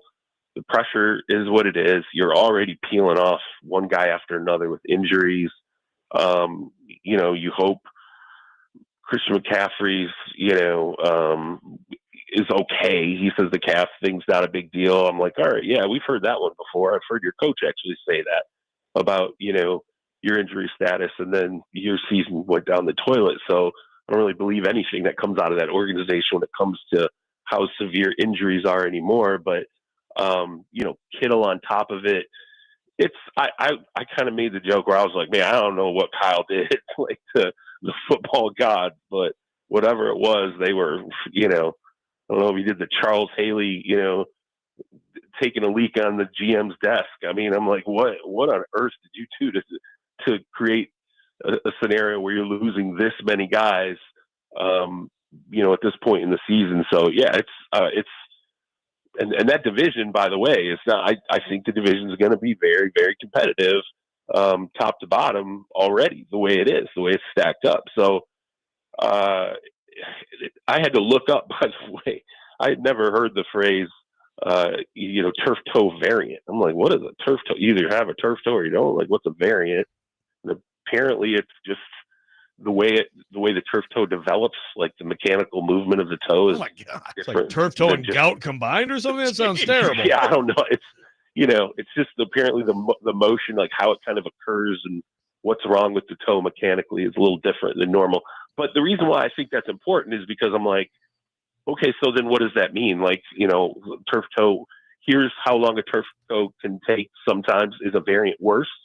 Like, does that mean that we're unfamiliar with it? So instead of it being, a couple of weeks, 2 to 5 weeks, is it 5 to 10 weeks? Is it, so I guess we're going to find out, but Kyle's got his work cut out for him. I would say if you're Mac Jones, you're like, wow, maybe I'm in a situation where I can, pull a Sam Darnold and play well enough to get another team interested in me down the line. I'm still, he's still young enough that this is certainly an opportunity, for him. But yeah, they are in trouble fast. That's just so many injuries piled up. So I thought the Kittle one was devastating. Yeah. Like, that's bad enough.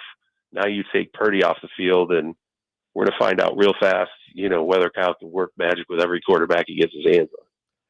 So, Charles, I've said for a long time, really, that social media, the conversations people have is going to end up probably like being the downfall of humans on Earth. I certainly don't feel less about that. I'm getting into that boat with you, man. Today, like, might be one of the worst things I've heard say. Yeah, I mean, it's just awful. But on the trivial side of that, JJ McCarthy Monday night, about halfway through that game, that this guy has no clue, has no chance of ever making it. Oh my God, JJ McCarthy's awesome. How did that roller coaster go for you? I mean, it drives me nuts watching this because it happened with Arch Manning too against Ohio State, where it was like, forget, and I fell into it too, where I'm like, oh, okay, this is rough. But I always try to remind myself, because I do fall into that trap. Relax, just relax. It's maybe it's a quarter, maybe it's a game, maybe it's a couple weeks. Just relax and let things play out, and know that what you're seeing in the moment. You don't have to fire off the funny meme. You don't have to. You don't have to be part of the I'm going to call him a bust and be flamboyant about it. And I think what's crazy is, with McCarthy, now he did look bad. There's no doubt about it. He looked bad. I thought he looked a little scared, or at least nervous when he got out there. I was like, it felt very nervous for him. And I think the staff, the way they called the game early on, I thought, yeah, they're protecting him a little bit here, because it looks like he's at a tipping point where this could get really bad. And I thought the tipping point was the pick six, where I was like, oh man, okay, this is when it's really falling apart. But what bothered me is, we have people in our business who, it's one thing if you're just a jackwagon fan, fine, whatever. You can be who you want to be on social media. But I hate that we have people in our business where, credibility is so cheap now. You can go ahead, you can join the crowd and call a guy a bust after a couple quarters, but you're supposed to. And there's a lot of accounts on social media where the person behind them is supposed to be worth it, right? They're supposed to be worth their salt. They're supposed to have a reputation. Saw a lot of people, saying some things out of pocket where I'm like, okay, well, cool. If this turns around, and I thought maybe we're talking about a game or two, or by mid-season, if this turns around, you should be kind of clowned for who you are. Name names. Instead, it turned around in a corner. And things move so fast in the news cycle now. Credibility doesn't matter to people who it's supposed to matter to. They just get away with it. It's just, they say what they say. JJ McCarthy turns it around. It's a stunner. And then they just move on. They're like, oh, you saw frozen cold takes. and then it's just over. And I'm like, no, man, you're a clown. You're straight up a clown. Name names. I win the lottery, if I win the lottery, I got a list. Hey, did you know Joe got freezing cold take the other night in the Buffalo Baltimore game? Did you, Joe? What did you do to deserve that? Yes. No. First of all, I have been freezing cold taked before, where it was I was overreacting to something happened in the game, and then it totally flipped. But I tweeted, will the Ravens be in a close game this year? Which of course is a joke, I think, of course.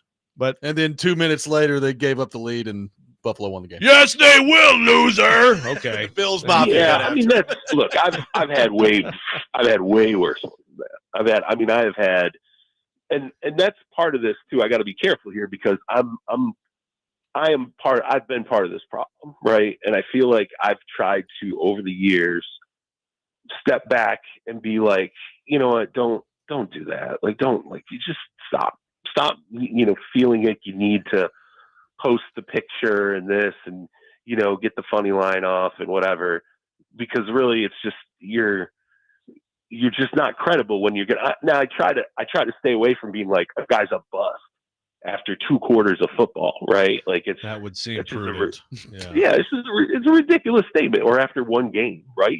I could be like, hey, that's not a good game for him. That's not a good start. I think I said of Arch, I was, at one point I was like, this game is not going well for him at all, and it wasn't. But I also, when the game was over, I was like, I told people, I'm like, he's gonna be fine. Just wait. By mid-season, we're gonna be talking about him being, what we thought he was at the start again, and where he could go in the draft, and all these different things. It's gonna be fine. You just gotta relax. And I'll say this for McCarthy. We've heard when he's at Michigan, he's a gamer and he's this and he's that. It definitely, there's no doubt when you go back and you watch that game, he throws that pick 6, but then he comes out, I don't know, it was an ensuing series, the one after, and Peyton Manning I thought was great on the Manning cast. He threw that completion to Justin Jefferson, and it was a nice ball. And, Manning was like, said something along the lines of like, hey, you just get a little confidence, man, and things can change fast. And I felt like the second he found that confidence, he looked like a different human being. I'm not sure I've ever seen a player look in one moment like you're just like, oh my God, this is what is going on here. And then the next moment you're like, he looks like the best player out there. Like, how is this possible? It could happen in 1 quarter.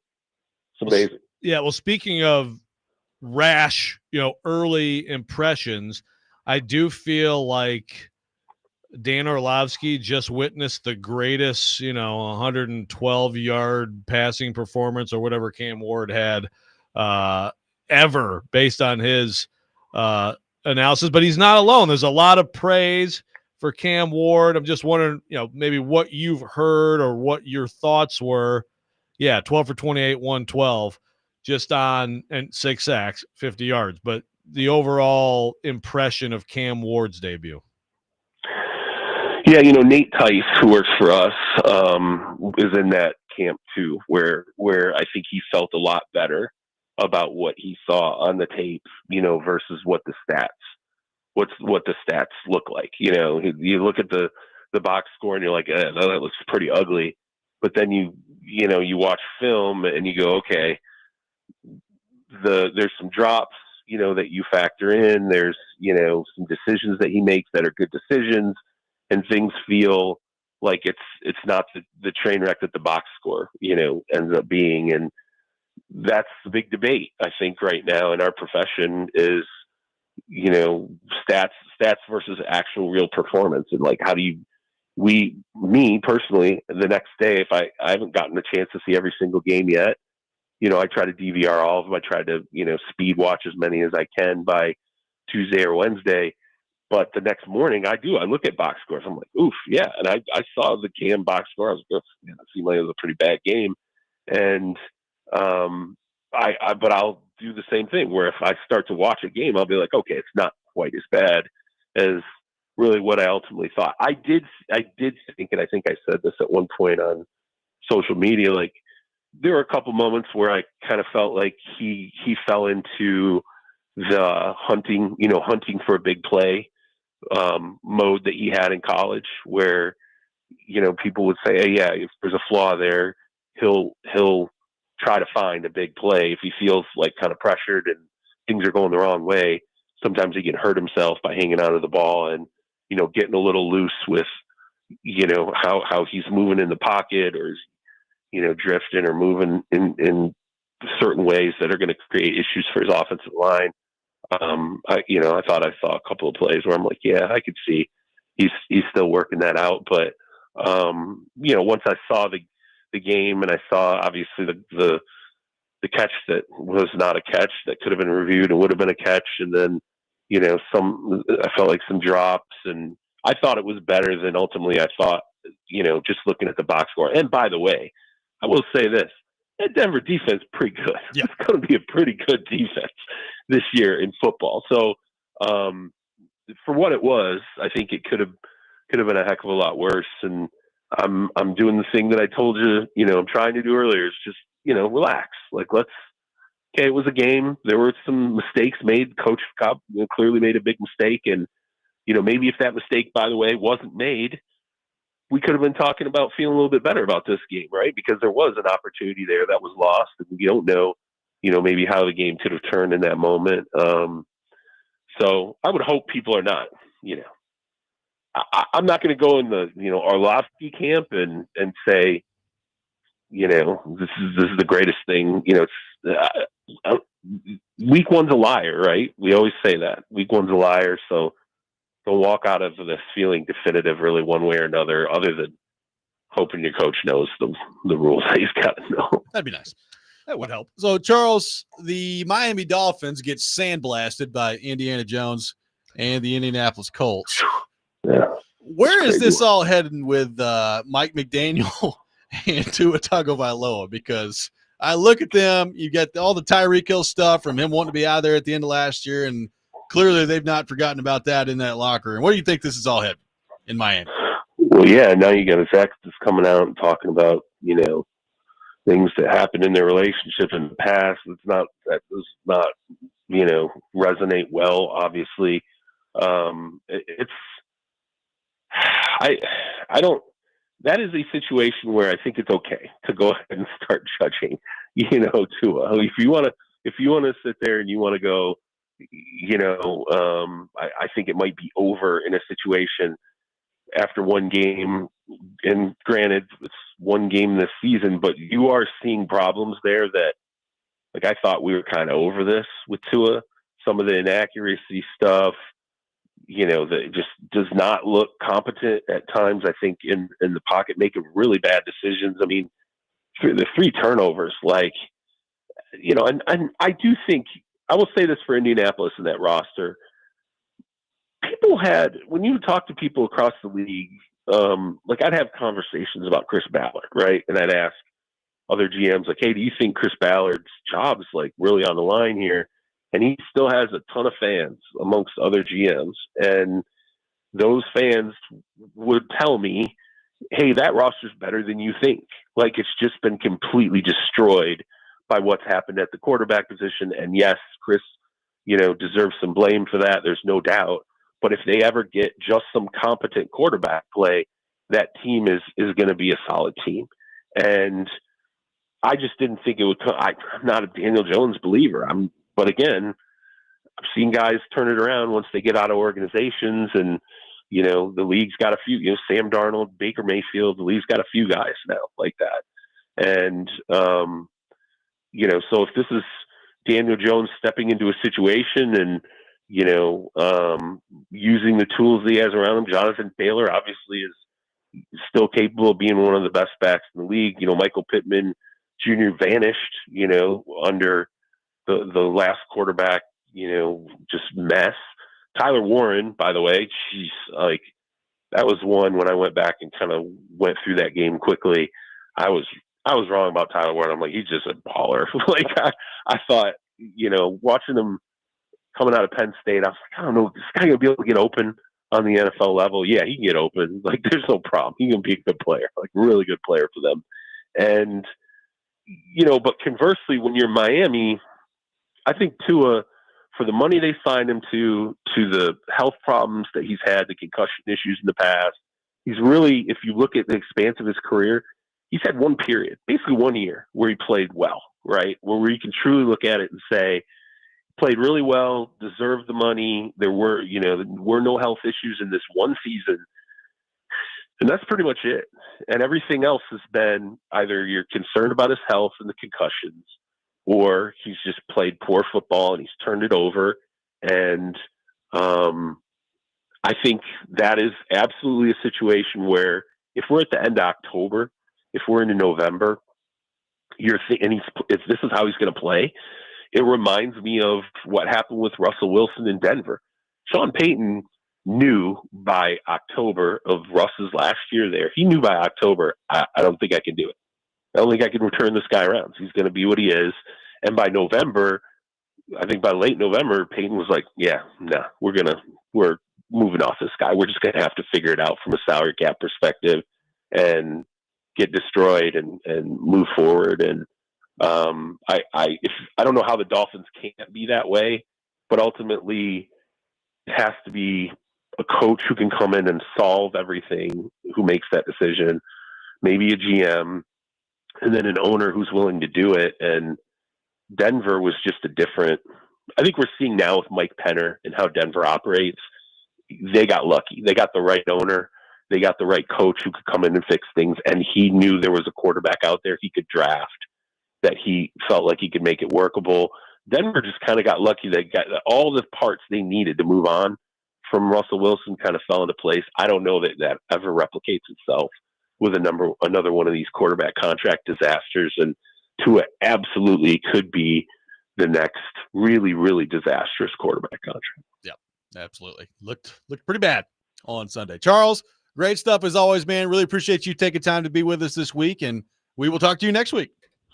I want to ask you guys real quick before we get out of here. Do you think Lamar was wrong to push that fan? No, I don't personally. No, I mean maybe take a little heat off the push, I guess, maybe. You know, I mean like let him know. It wasn't like it was crazy. Yeah. No, but I mean ultimately like Lamar was provoked, right? He was. I give him free pass on it. I mean you're right about maybe don't truck him, but it really bothered me that get your hands off the player. Yeah. Yeah, it really bothered me that kid was over the rails smacking guys in the helmet the way that he was, which was not ridiculous, not celebratory. He was trying to smack him upside the head, and it was like an adult next to him too. And I was like, if that is your father, that guy needs to get his clock cleaned. Yep. Like your kid, he's like, what is wrong with you, man? If I had a kid and he ever did that, I'd ban him. I'd be like, yeah, you're never going to another NFL game the rest of your life. I'll ban you. The league doesn't need to ban you, but man, that's such a messed up thing, for a kid to be leaning out like that, and he's old enough to know better and be smacking guys on the helmet like that. It really bothers me. Charles Robinson headline.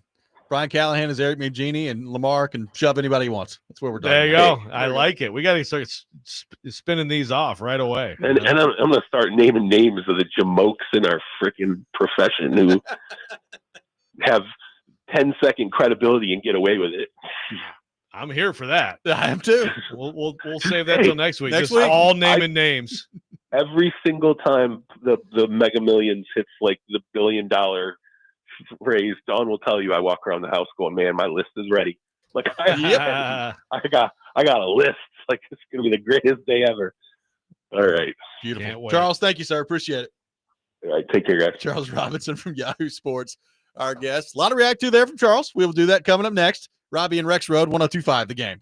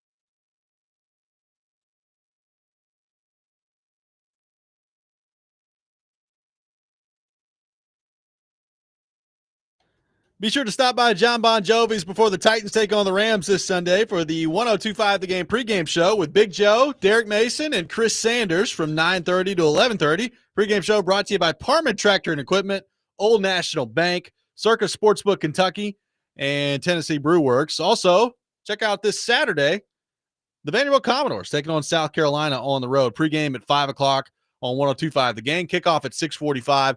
Vanderbilt football brought to you by Gary Ford's Acura, Jimmy Kelly's Steakhouse, and Smoky Mountain Tops. Appreciate Charles Robinson for being with us in the last segment.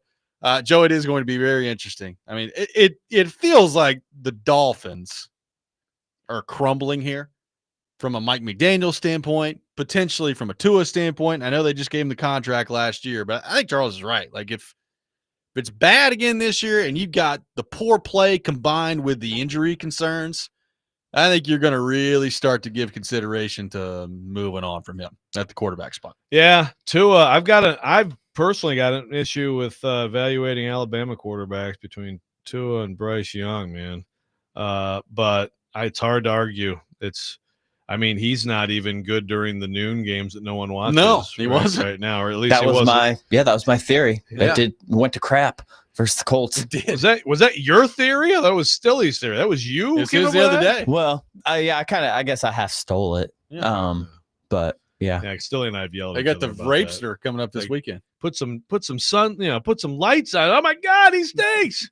It's Patriots Dolphins. Yeah.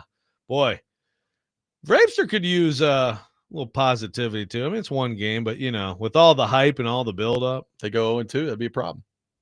Yeah, boy, they'll be starting to run him as out of town. ornery as he's been. Imagine some of those interactions.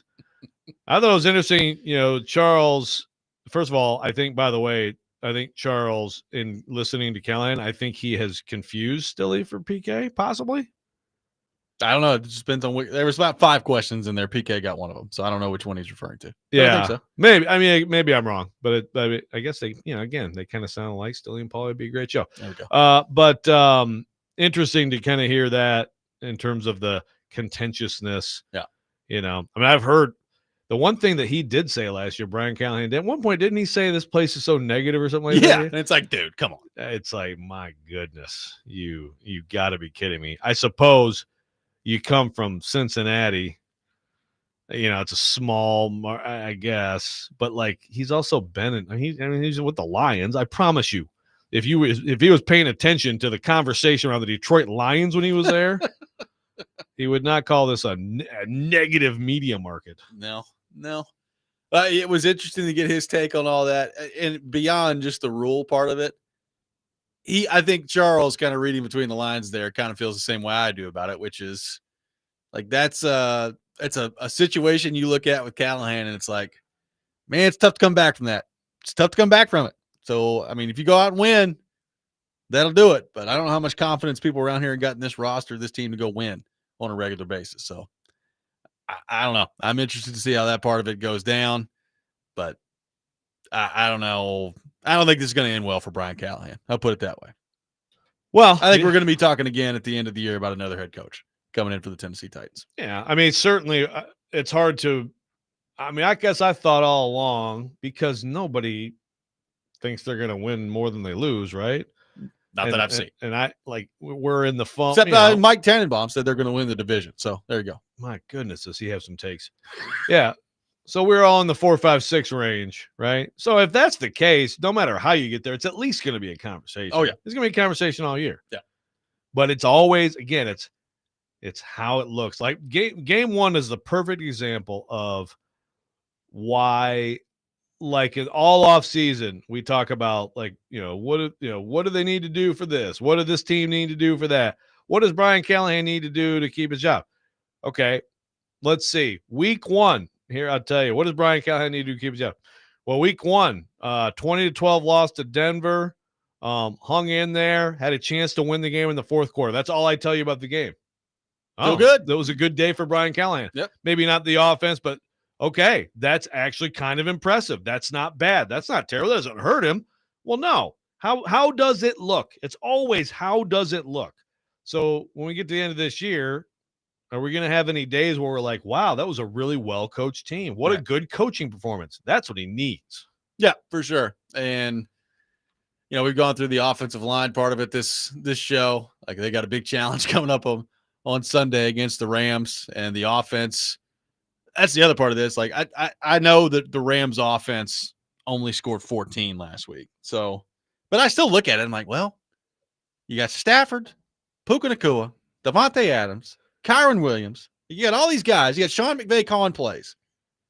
I still believe when all's said and done, they're going to end up being a pretty darn good offense this year. I would think Titans so. defense going to have their hand full on Sunday. Yeah, I would think so, for sure. This is a chance, as much as it's a chance for, Brian Callahan has to redeem himself. This is a chance for me also for Denard Wilson to sort of confirm some good things we saw in week 1. Like I'm pretty confident in special teams, like in terms of just because of the track record of Fossil, like they're going to be at least solid, if not a plus, which is a huge change. Yeah. But is the defense going to be good? Yeah. Is the defense significantly improved from last year? Like someone said this week, they keep that defense humming. And I'm like, they weren't humming last year. They just had a good total defense number. They had some they had some good weeks, but they had more bad weeks than good weeks. They were not a good year. defense last year. It wasn't a good defense. And I hesitate to take game 1 and say they're a good defense now, but there were some promising results. Some of it might have been Denver helping them out, turning it over. But still, I thought we saw some good things, especially for a team that is deficient on the edge. 102.5 The Game is teamed up with Pella Windows and the Nashville Humane Association for a puppy pet adoption this Saturday at Pella at 256 East Main Street in Hendersonville from 10 to noon. For more details, visit thegamenashville.com/events. We'll wrap up the show. Coming up next, final thoughts on the Titans. We'll get more of your thoughts on Tennessee and Georgia. What sort of a chance do you give Tennessee to take down Georgia this weekend? And we'll look ahead at the Thursday night football game tonight as well. All that coming up. Robby and Rexrode, 102.5 The Game.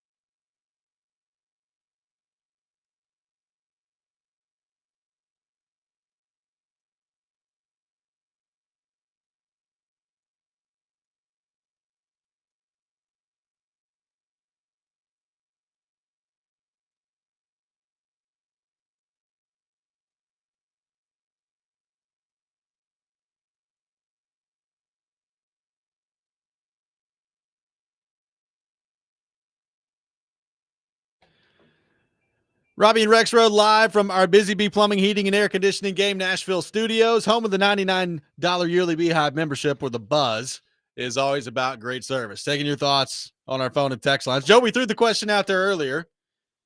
What sort of a chance would you give Tennessee to take down Georgia this weekend at home at Neyland Stadium? We have several votes for 0 chance, but we do have some people who believe in Tennessee coming up this weekend. I'm not asking you to give a prediction, but what are your thoughts on the game itself and the chances that you think Tennessee has to take down Georgia? They have a great chance to win this game. Again, remember, this is not just like straight up WHMR stuff. 2 years ago, we laughed at Chase and Big Joe. And they said Tennessee was going to be. We laughed like, no, they're not. They're going to get smoked. They got smoked. And then Chase and Big Joe never paid off their bet. They continued to not pay off their bet. That's true. I'll just keep bringing it up until, can Big Joe at least throw me a taco? Something, man. Better be a good lunch. It needs to be a good lunch at some point. Yeah. Shouldn't we add this should be like a loan where we're loan sharks and it just keeps going up. Like we should be getting like some surf and turf for lunch at this point with these guys. Great. But anyway, they've been smoked 4 times. I mean, Kirby Smart beats Josh Heupel by an average score of 34-14. Yeah. They've thrown for 200 yards once in the first game in 2021 against Georgia. They have 4 pass plays of 20-plus yards. 4 pass plays of 20-plus yards for that offense against that defense in 4 games. Did not have any last year. Last year was the first time when, to me, they matched up with them. I agree. And I do think some of that is Georgia coming back. Georgia 21-22, untouchable, dominant teams.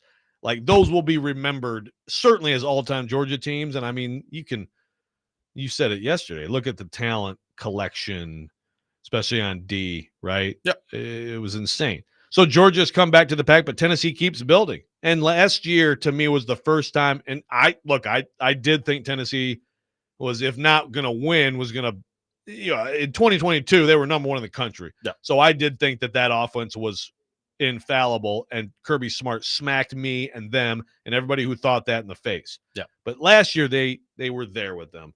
And they can match up with them. They can match up with them. Home field should absolutely matter. And I think that the timing of this game is great for Tennessee. I think Gunnar Stockton and that Georgia offense is going to get better. And by mid-October, they're going to look different than they do now. This is exactly when you want them. They're kind of wobbly. They're a little bit discombobulated. They haven't played great in their first 2 games. Now, granted, that they're hearing about it and Kirby's talking to them about it too. So he's going to play that. But this is a great, to me, perfectly timed game. And if Tennessee can get this game, all of a sudden, like they have a very valuable win that will hold up all through the season when it comes playoff selection time.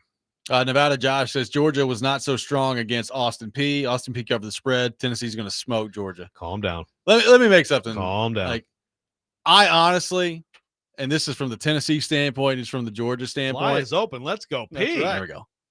I don't care at all about what they've done to this point. I don't care about Tennessee beating Syracuse and ETSU. I told you guys the Monday after we came back, Syracuse is not very good. Like they're not a good team. They're probably better than Marshall and Austin Peay, but they're not a good team. Disappointing from UConn. Yeah, I mean, it really was. So, and I know that Georgia went through the weather delay and didn't look great against Austin Peay. It's Georgia and Austin Peay. They're sleepwalking. I don't care about either one of these 2 games to this point. We're going to find out Saturday. We're going to find out exactly what Georgia is on Saturday. And more importantly for our discussion around here, we're going to find out what Tennessee is on Saturday. I'll disagree with you a little bit because, for example, on the Tennessee side, think of the last 2 years. In both of those years, they had and I don't even remember the opponent, but each year they had a very underwhelming, ugly offensive game against a crap team where you're like, what the heck? And it did mean like they weren't as good. And I'm not saying that what we've seen from the Tennessee offense means, they are back. 2022 is back. But I think it is encouraging. I think they have some timing and some chemistry. They put up 71 against Kent State last year. What was the game? They did struggle in one of those games, correct? I don't think last year they did. Am I thinking of 2 years ago? Well, God dang, don't mess my point. I'm telling you, the 2 games that both of these teams have played so far mean absolutely nothing. They don't mean anything. We're going to find out on Saturday. I think games like that can mean something about a team potentially. I think they can. Not a ton, but just in terms of like your timing, just just the whole operation of an offense. And again, I just think that I think it Georgia's struggling as Austin Peay. Georgia's going to be in the playoff this year. Yeah. Okay. So it doesn't matter. But Georgia right now is not operating at all cylinders. That's why I think it matters, because maybe they'll snap their fingers and get there, but it's probably going to be a process, right? Doesn't mean anything. I mean, it's probably going to be a process. So I'd rather, as Tennessee, get them while they're still going through that than get them while they figured it out. It's going to be a fun weekend. We'll discuss it more tomorrow. That does it for us today on the program. We have Next Man Up with Jake Lyman coming up next. You're listening to 102.5 The Game.